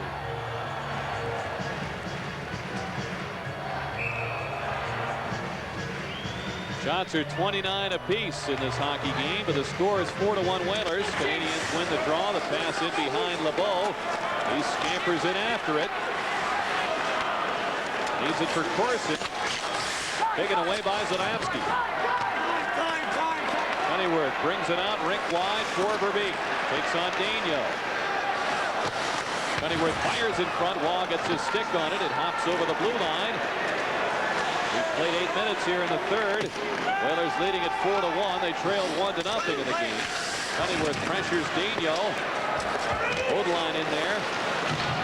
Trapped by Verbeek. Odeline. Moves it out, up the boards to Dion. LeBeau.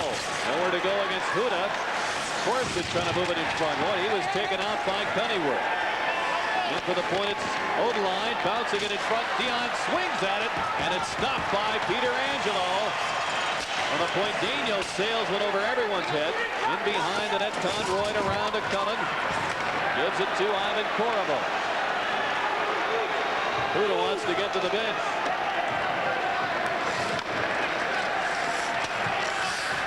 Daniel. Gilchrist steps out. Bergevin has been steady at that blue line tonight for the Whalers. Korobov digs it loose. Here's Waugh, who has the only Montreal goal of the game. Savard cuts in, reverses direction on Bergevin. The pass well behind his wingers. Muller struggles to get to it.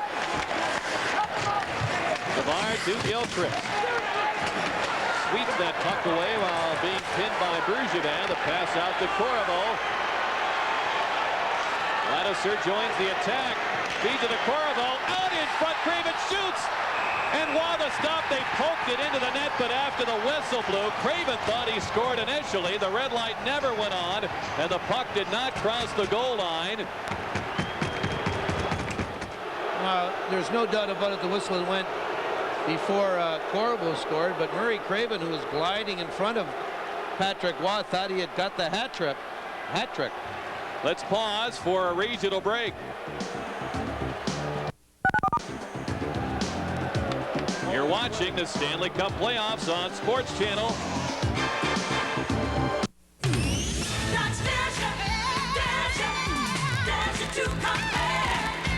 Dodge Caravan. A special family value package means you get air conditioning at no extra charge. And that's not all. Now, 500 cash back means a price starting as low as $14,306, making Caravan the obvious choice during the Dodge Dare to Compare Challenge. See your nearest Dodge dealer today and compare.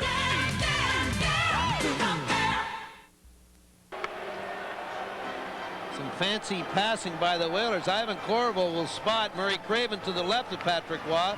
Let's see why. Oh, I see. This laid right on the line. The whistle had went when you saw Corvo knock it in there. John LeClaire sends the puck in behind the net. Peter Angelo tees it up for Conroy, who's rushed in there by LeClaire. Courtnall trying to get a shot it away, could not. Sprudlin hurried to keep it in. Russ Courtnall turned away by Richards. Pass hit Richards, and Sprudlin takes past the midway point of the third. The Whalers lead it 4-1. Sanderson just flips it out of the zone. Cullen and Cunnyworth are on. Cunnyworth takes it. Sends it to Cullen. Swings in with Bobby Holik, who lets it go, and it's tipped out of play by Desjardins.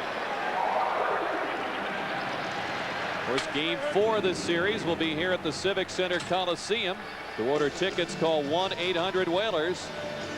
And if this is any indication of what you're going to see on Saturday night, you will not want to miss it. Yeah, this has been a great hockey game. Still a long time to go, a half a period.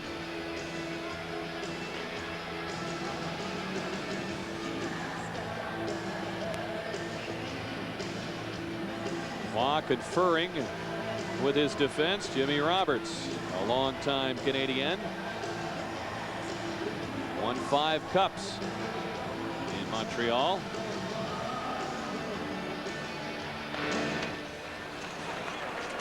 Old line. Brings it out. He's just looking to get to the red line and dump it in. He places it off the glass. Huda set up for the crunching hit by Carbonneau. Odeline shoots, deflected wide by McPhee. And I believe this puck was deflected with a high stick. 9:20 to go here in the third. 4-1 Whalers.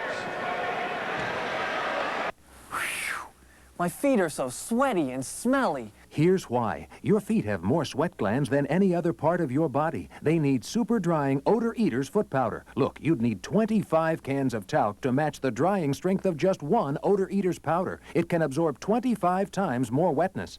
Wow, it even keeps my feet dry. And no more smell. Odor Eaters foot powder from the makers of Odor Eaters insoles with the world's most powerful odor destroyer. Whalers lead with 4 straight goals, Jerry, in this one.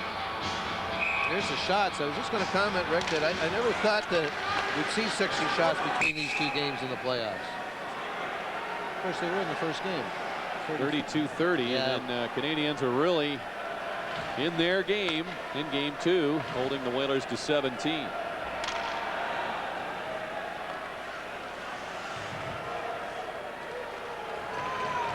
Cullen and Carbonneau in his face-off. Canadians have to come out to center for it. Daniel drives it in. Cullen brings it right back around. Verbeek sails it to neutral territory. Daniel with under 9 minutes to go in the third. Time running short on the Canadiens. Anassir off the boards. Bounces out of play. Now Nyland high sticks Pat Verbeek. Now we'll see what the officials come up with here. They were calling everything that moved earlier in the game. Let's see what the verdict is. The verdict is I didn't see it. This was a collision. McCreary did not make the call. Let's see if Nyland went out of his way to hit Verbeek. He certainly did get the stick up.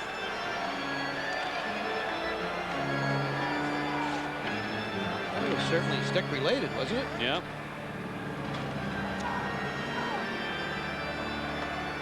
And we will not have a call resulting from this.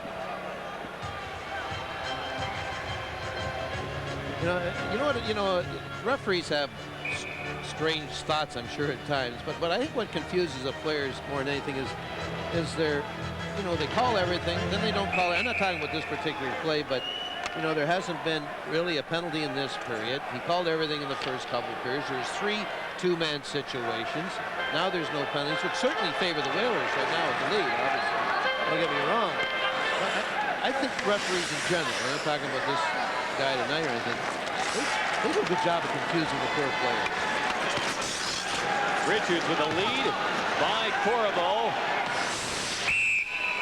And we get the whistle as he's offside. You look at Ike, finished the season in fine shape, 12 goals in 34 games after his last call up from Springfield. Really had it going down the stretch. That's probably what he said to himself. I want this to be the last call up from Springfield.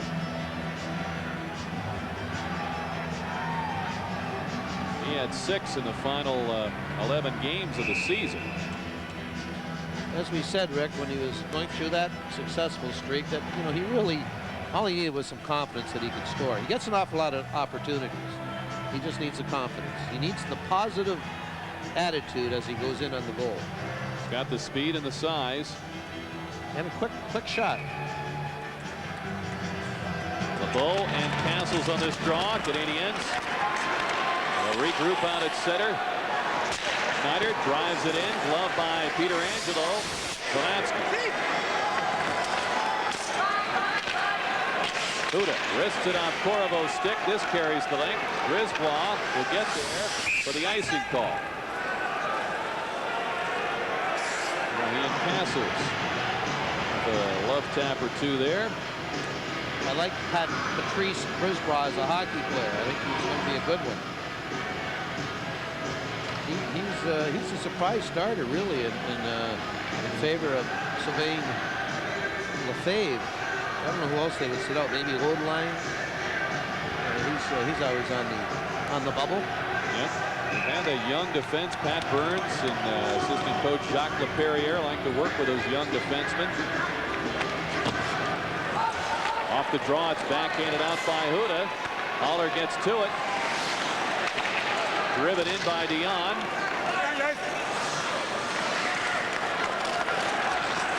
Huda with plenty of time to chip it ahead to Craven. Corriveau's joined by Zalapski. Law keeps it moving.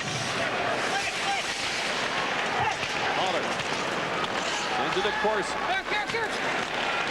Desjardins had it played away by Zalapski. Haller takes it.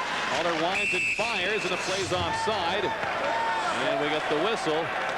4-1 Whalers, 7:37 to go. Third period of game 3.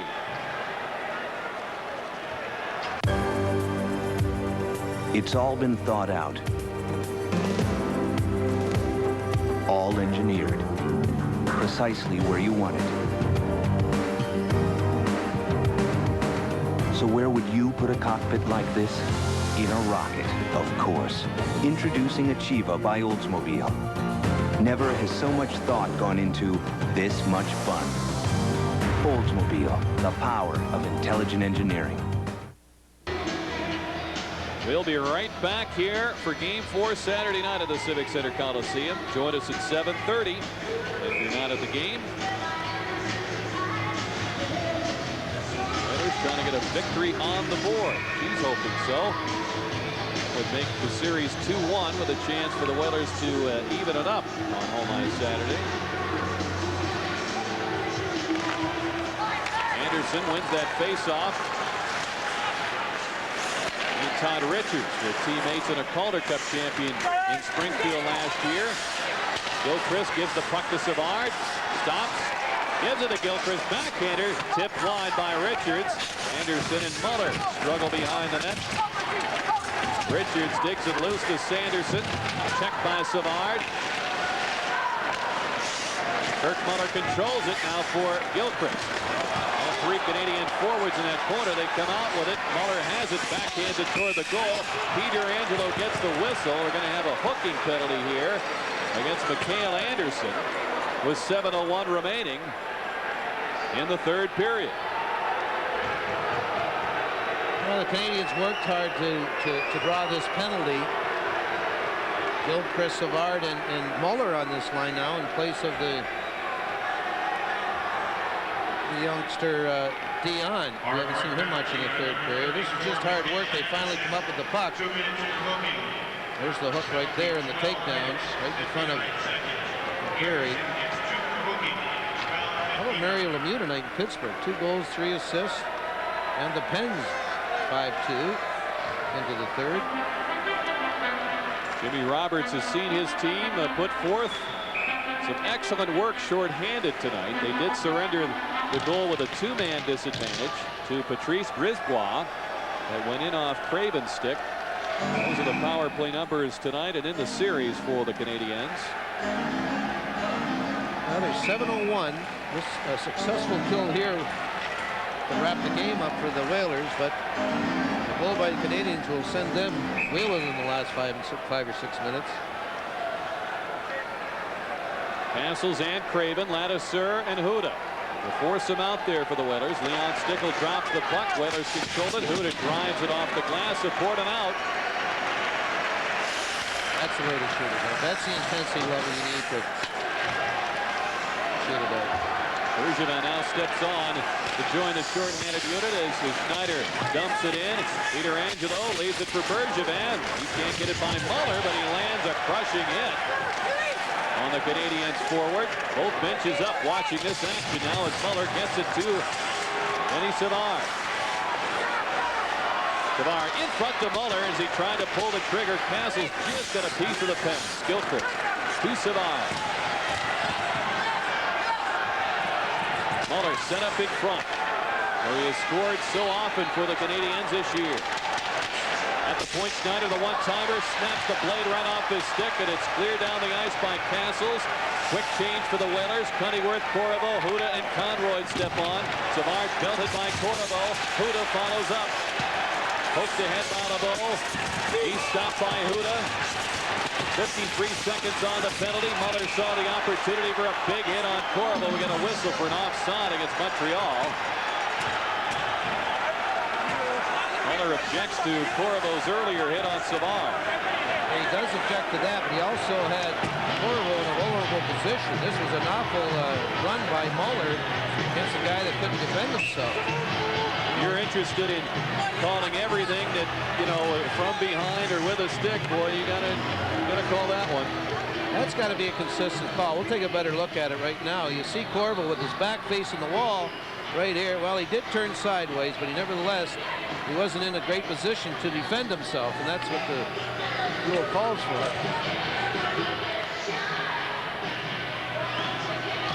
You gotta watch yourself there, and Muller, hopefully, wouldn't have gone at him with that intensity if both shoulders were facing the glass. So it will be Savard, which is a break for the Whalers, as he has been the best Canadian this series, and Corriveau.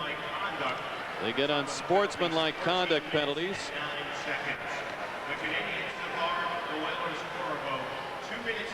Rick, I said this through the 2 Boston series, and tonight's game, I'll put in that category. The Whalers are a better team when they play physical. They're not known for that. But boy, it sure brings out the best in them, and they certainly are capable of doing that. 35 seconds remaining on the hooking call to Mikhail Anderson. Canadiens for one last gasp here, it would appear. But they're sent back by Castles. Whalers lead 4-1 with 5:20 remaining in the third period. It's driven down the ice by Verbeek. Law gives it to Haller. Corsi. LeBeau carries it in. Shut out by Bergevin. LeBeau turns. Haller lets it go, and it's wide through a screen. Penalty's over. Anderson returns. LeBeau let it go, and Anderson's in there for it. Whalers protect that 3-goal lead. And Anderson with great speed cutting in. Gives it to Verbeek. Anderson. Out to Zelansky shooting, and Wong got his glove on it with Cunnyworth causing a problem right at the side of the goal. LeBeau pushes it ahead to Gilbert Dion, taken away by Bobby Holik. Pass was read by Daigneault. And now now we get a whistle and a slashing call upcoming. It would appear against Montreal.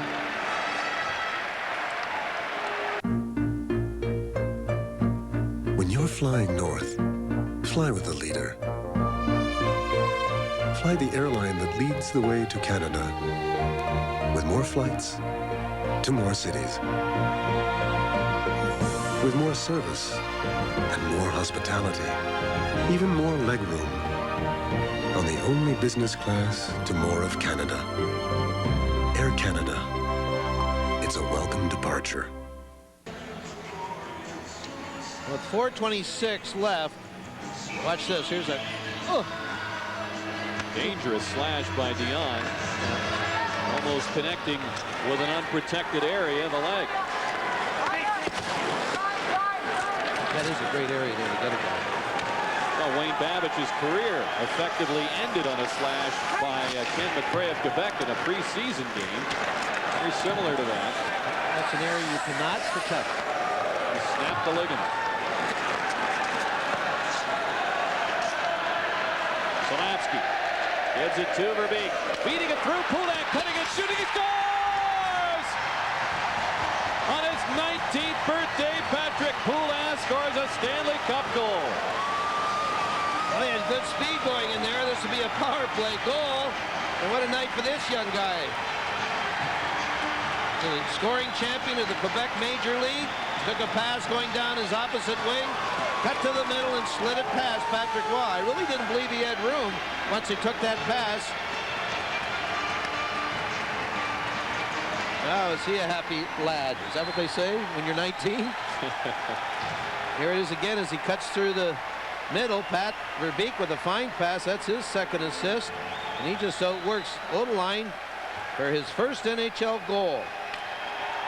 You know, I always wondered about this. He got his first goal. Now, if he gets a goal this season next year, that's his first NHL regular season goal. He'll get the puck from this one. I don't know if he did or not. I guess you got to get both pucks. Oh, yeah. Just to be safe. Just to be safe. Poulas from Verbeek and Zalapsky at 16:06. 5-1 Whalers.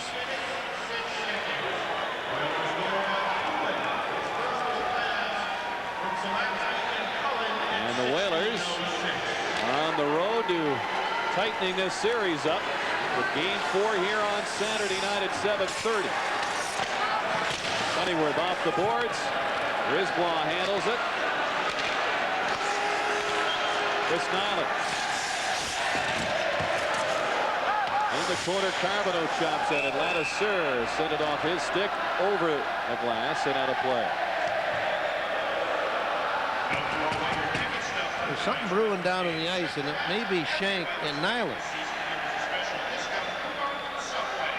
Savard and Corriveau have gone to the benches after serving their minor penalties. This is a big victory for Jim Roberts and his team. And 3:33 left. I think we can make it official. But they got to remember, I don't want to harp on that just yet, but they got to remember why they won this game. Whalers showed number. Now we've got Nyland and Huda set to go, and Nyland gets a right hand free. Huda's trying to get his balance and get his bearings. Huda's played a heck of a hockey game tonight. And I really didn't think Nyland was on to tie this game up. Yeah. Well, they hit the ice, and the Canadiens' all-time Stanley Cup penalty minute leader, Chris Nyland, issued another penalty. He and Huda, pretty good tug of war and not much else with 3:27 to go.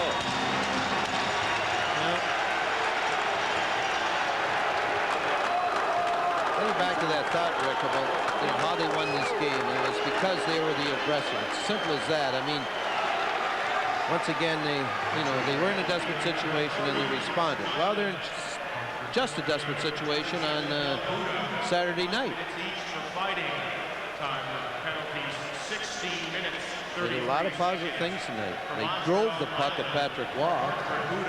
5 minutes each for fighting at 16:33. Joe D'Ambrosio on the PA tonight, making the call, Fighting Majors, Nyland and Huda. Matt Burns trying to contemplate, what am I going to do Saturday night now? He's asking Jacques, what do you think we should do Saturday night? They'll go back to their hotel. Look at him, he's laughing. I hate to say this, I know Montreal's a powerful organization, but who's winning this game? Here's the sticks up between Nyland and Huda.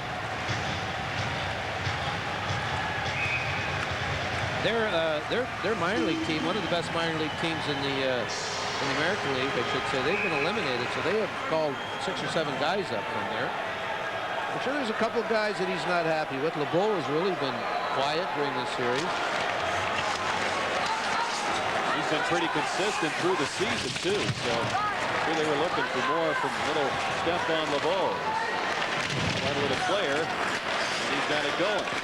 Pass in deep to Carbonneau, hooked it in front. Peter Angelo played it away from LeClaire. Anderson clears the zone. Whalers in front 5-1. LeClaire chased back by Anderson and Sanderson. Pass hit Anderson. Sanderson gathers it in. Holik circles by. Carbonneau controls it. McPhee sails it out over Leclerc's stick. Ladouceur drives it in. You know, Rick, we asked the question at the start of this game. How would Montreal play without the lead? Not very well. They have 10 shots. I should say 7 shots in the period. The Whalers have 8. We asked that question even just going into the third, how would they react? All of a sudden being down and not having that momentum, and they did not answer with a great deal of pressure. I think Peter Angelo there has been there for all the tough ones. The only one that beat him was a deflected shot by Brisbois with a 2-man advantage for Montreal. Muller shoots, and it's deflected just wide. Cullen gives it to Verbeek. Out for Poulin. Under 2 minutes to go in the game.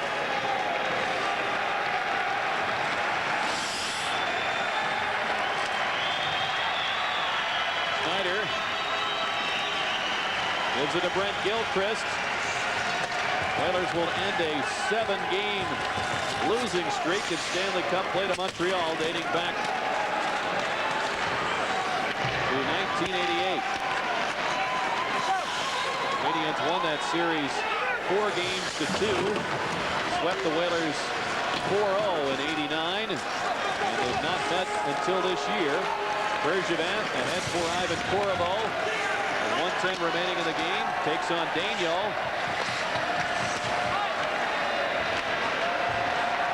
Out comes LeBeau. He swings in. Feeds it through to Corson. Centers in front. The shot is played aside by Peter Angelo. Ladouceur took down his man LeBeau, who got that attempt toward the net. And Randy will get a holding penalty with 50.5 seconds remaining. This will be Montreal's 6th power play. They have won today when they had a 2-man advantage tonight.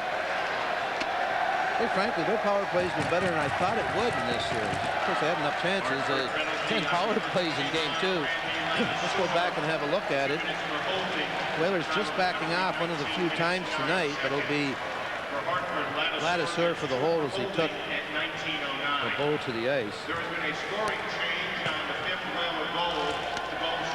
And they've averaged over 7 opportunities a game, Montreal.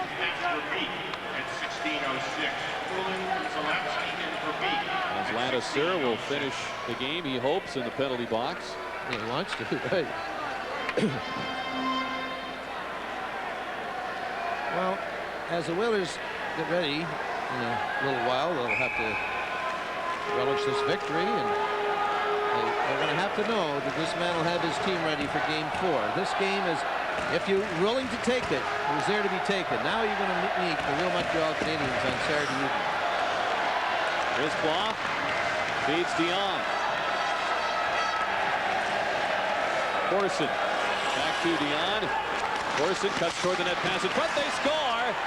as Stefan LeBeau converts on the goal mouth pass. 5-2 are scored with under 37 seconds remaining. Well, good little play by the Montreal Canadiens. This doesn't really mean much except that they get a little confidence in their power play, and a guy that hasn't done much gets the goal. That always helps. See Corson with a little pass to Stefan LeBeau. You know, this play right here, you know, you want to be aggressive and rush. But when your one defenseman's in the corners, really, you've got to be patient. You see there, that's Todd Richards, I should say. And when that happens, you've got to be patient in front of the net. Steve Conroy just a little anxious to get to Shane Corson. If he stays, say, from the middle of the ice over, that's where the patience comes in. It's tough to make that pass. LeBeau's first of the series at 19:23 from Corson and Dion, and they're looking for more. Corson shoots Peter Angelo the stop with 24 seconds left, and Corson is now involved with Mark Bergevin in the goal mouth. I'd like to see what's happening in the last minute. That was a good attempt for LeBeau again. You need this guy to beat Montreal. You need a good goaltender. No use having to work to make those saves and maybe lose a little confidence.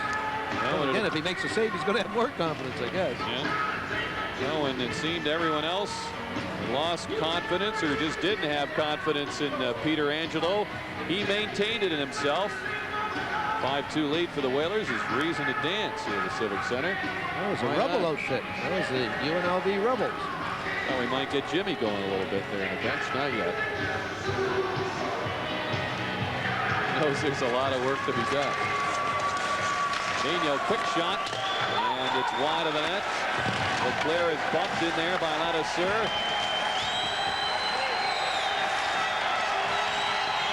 Under 10 seconds to go. Sprudlin hands it to Courtnall. Anderson chops at it.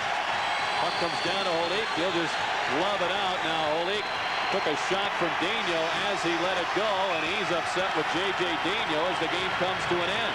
That was a cheap shot by Daniel. He came from behind and went out of his way to hit Holik.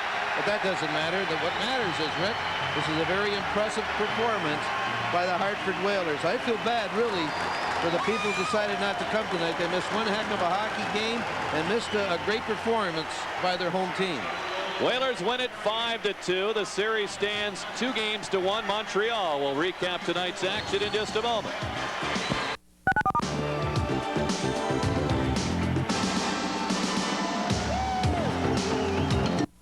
The Casablanca ceiling fan clearance is almost over. Don't miss your chance to own America's best name in ceiling fans at our lowest clearance prices. Littman Brothers, the ceiling fan experts, has Chicago's largest in-stock Casablanca selection. You'll find the fan you want, and you can take it home today. Littman Brothers has thousands of fans in every color and style, every size and price range. You can get American-made quality and save. Want a Casablanca ceiling fan at a fraction of retail value? Don't miss the Casablanca ceiling fan clearance at Littman Brothers.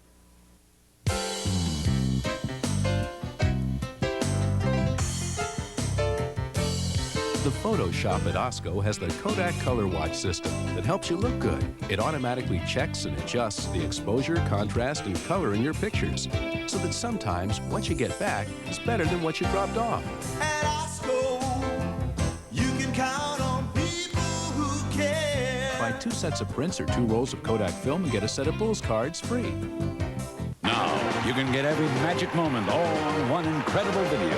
Magic Johnson's Always Showtime. It's free with your paid subscription to Sports Illustrated, the nation's #1 sports weekly. Call this toll-free number now and follow the leader up and down the court from high school to college to the pros. Magic keeps winning with a spirit and style that changed the NBA. Magic's 18-footer wins it. Don't miss the Rookies' first NBA championship. Enjoy all the battles with the legendary Larry Bird as they fight for the last shot. Magic down the middle, just what I thought. A hook shot at 12. Call now to subscribe or renew. Get your free video plus 54 issues of SI, including the swimsuit issue, for only $1.29 an issue. Save over 55% off the cover price. For quicker delivery, use your credit card. The magic of Irvin Johnson will always be something special. Treasure it forever. And every week, enjoy all the emotion and drama of sports in Sports Illustrated. Whalers get a win on the board, 5-2 over Montreal. They trailed 1-0, and Jerry really turned things on in the second period. Well, yeah, Rick, they got their confidence. They played a good first period, and they didn't let being behind by a goal really bother them. They come out and killed off the rest of the penalties that they took in the first period, and were the much better team from that time forward. And once again, I'm sure our viewers are tired of hearing me say this, but the reason they were better, they were the more physical team. They were the aggressor for the most part of this hockey game tonight.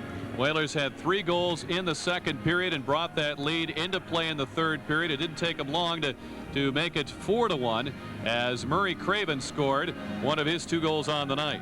Very important goal, Rick, as the Whalers have a 2-goal lead at this time. And he just tees it up and drives a shot under the catching mitt of Patrick Waugh. Patrick seemed to be occupied with the 2-on-1 situation and worried about the pass more than the shot. That made it 4-1, and a goal right here by the youngster.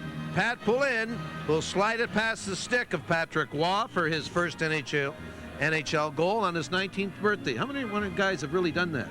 Let's look back in the books. That made it 5-1, and the Whalers were all over the Canadians. And finally a power play goal for the Canadians with under a minute left. Pretty nifty play right here because Corson made the move and got it to LeBeau, and he banged it in. And that was the final, 5-2. And, you know, Murray Craven, a lot of good guys for the Whalers tonight, including the goaltender, Peter Angelo. Now, a guy that's got 2 goals in this series is Gilbert Dion, and he's going to hit a shot right here, right into the pads of Peter Angelo, but Peter Angelo very strong this evening.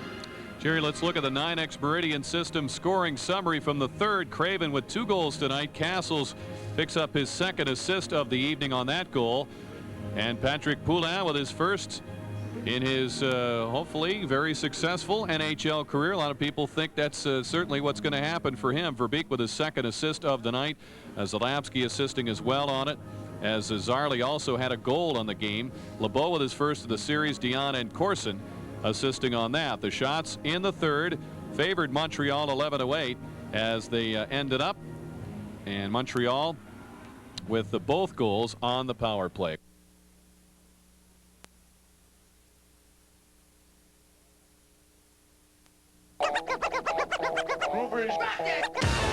If you're living to today's beat, you'll love the Limbo Maniacs, Perubu, and 14 other new music artists on Music Matters, the free CD that's yours only from Details, the men's magazine for the 90s, written to today's beat. We cover the music scene from every angle and hit the world's streets to find the styles you want to wear. We interview those who are cool and those who are hot. And our features take you from a cross-country trek with Nicolas Cage to the front lines of today's most provocative events. Details captures the excitement of sports from courtside to trackside to mountainside and makes you laugh with comics you won't find in the Sunday funnies. Details for every man who wants the best the 90s have to offer. Subscribe now for just $1 an issue and get the electrifying Music Matters CD free with your paid subscription. Call 1-800-842-2300 to order Details and get your free CD today. The following is an Intersport television presentation. And this was done with a cigarette.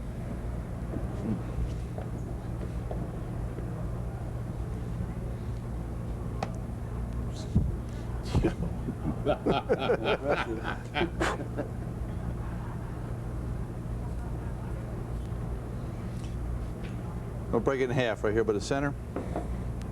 2 halves. Half I throw away, leaves. Whenever you work with cigarettes, people ask you if you inhale. 9 out of 10 say yes.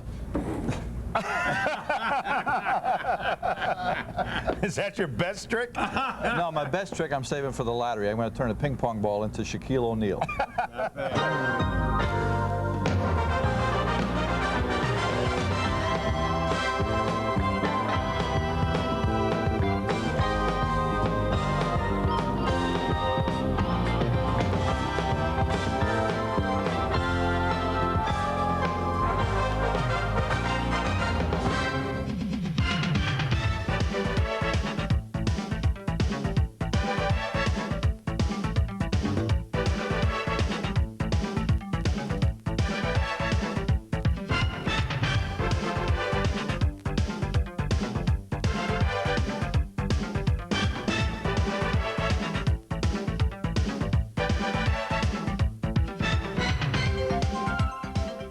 Well, it's not a question of magic or mystery right now, and really not who done it, but who is going to do it as far as the NBA playoffs are concerned. Hi, everybody. I'm John Walls, and welcome to Pro Basketball Playoffs, a preview special. For the next hour, we'll preview the NBA playoffs. With me, 4 gentlemen I'd like you to meet who are going to help me do just that. From TNT and the former head coach of the Atlanta Hawks and the New York Knicks, let's welcome Hubie Brown. Hubie.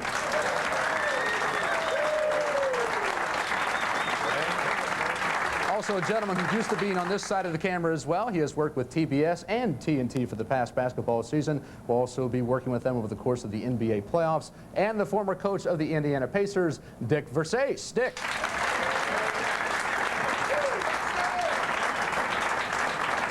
A gentleman who had a fine playing career with the Boston Celtics and the Los Angeles Lakers, a former coach of the LA Clippers and the Houston Rockets, Don Chaney.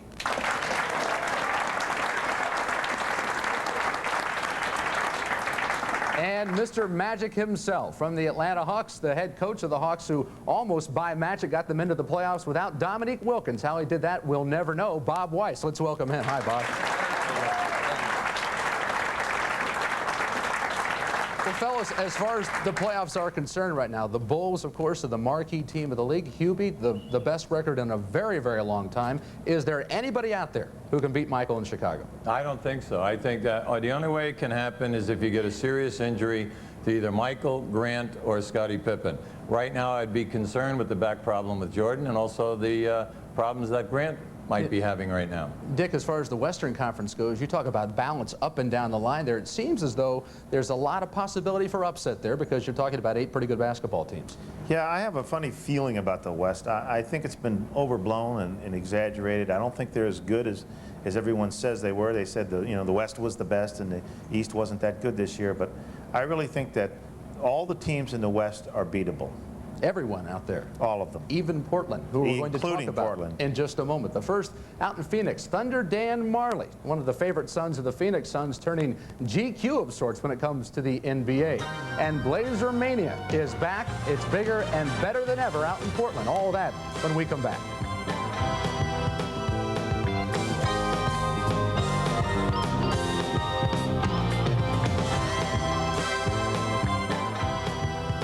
This Intersport Television major event preview is brought to you by Craftsman, a line of 1,600 hand tools, made in America, guaranteed forever.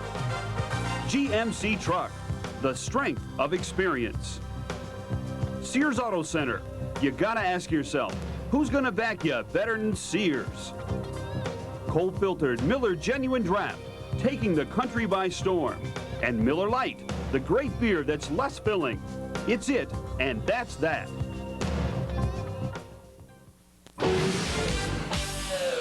tires, there's only one name I look up to. America's #1 name in tires. And there's one tire store that I trust. Is now at America's #1 tire store. Goodyear comes to Sears. And right now, selected Goodyear tires are introductory price.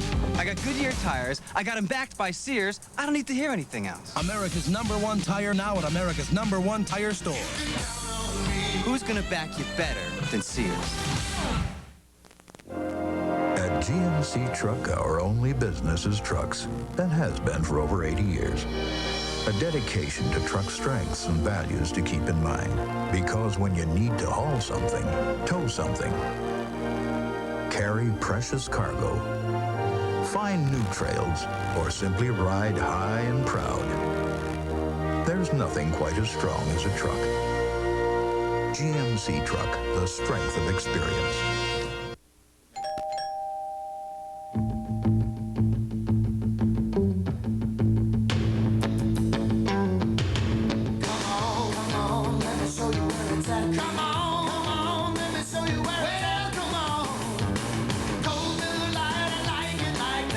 Miller Lite is the great beer that's less filling. It's everything you want a beer to be. I didn't think she'd come. I knew she'd come. Yeah.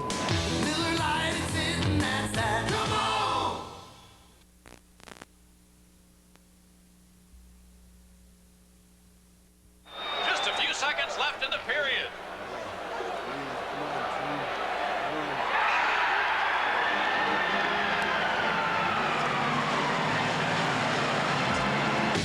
Rock your house. with Hawk Vision. The Blackhawks live from the stadium. Be a part of the excitement of the home Stanley Cup playoff games right in your living room with Hawk Vision. Call your local cable company. The playoffs continue, and the Blackhawks host the St. Louis Blues in Game 5 this Sunday night at 7.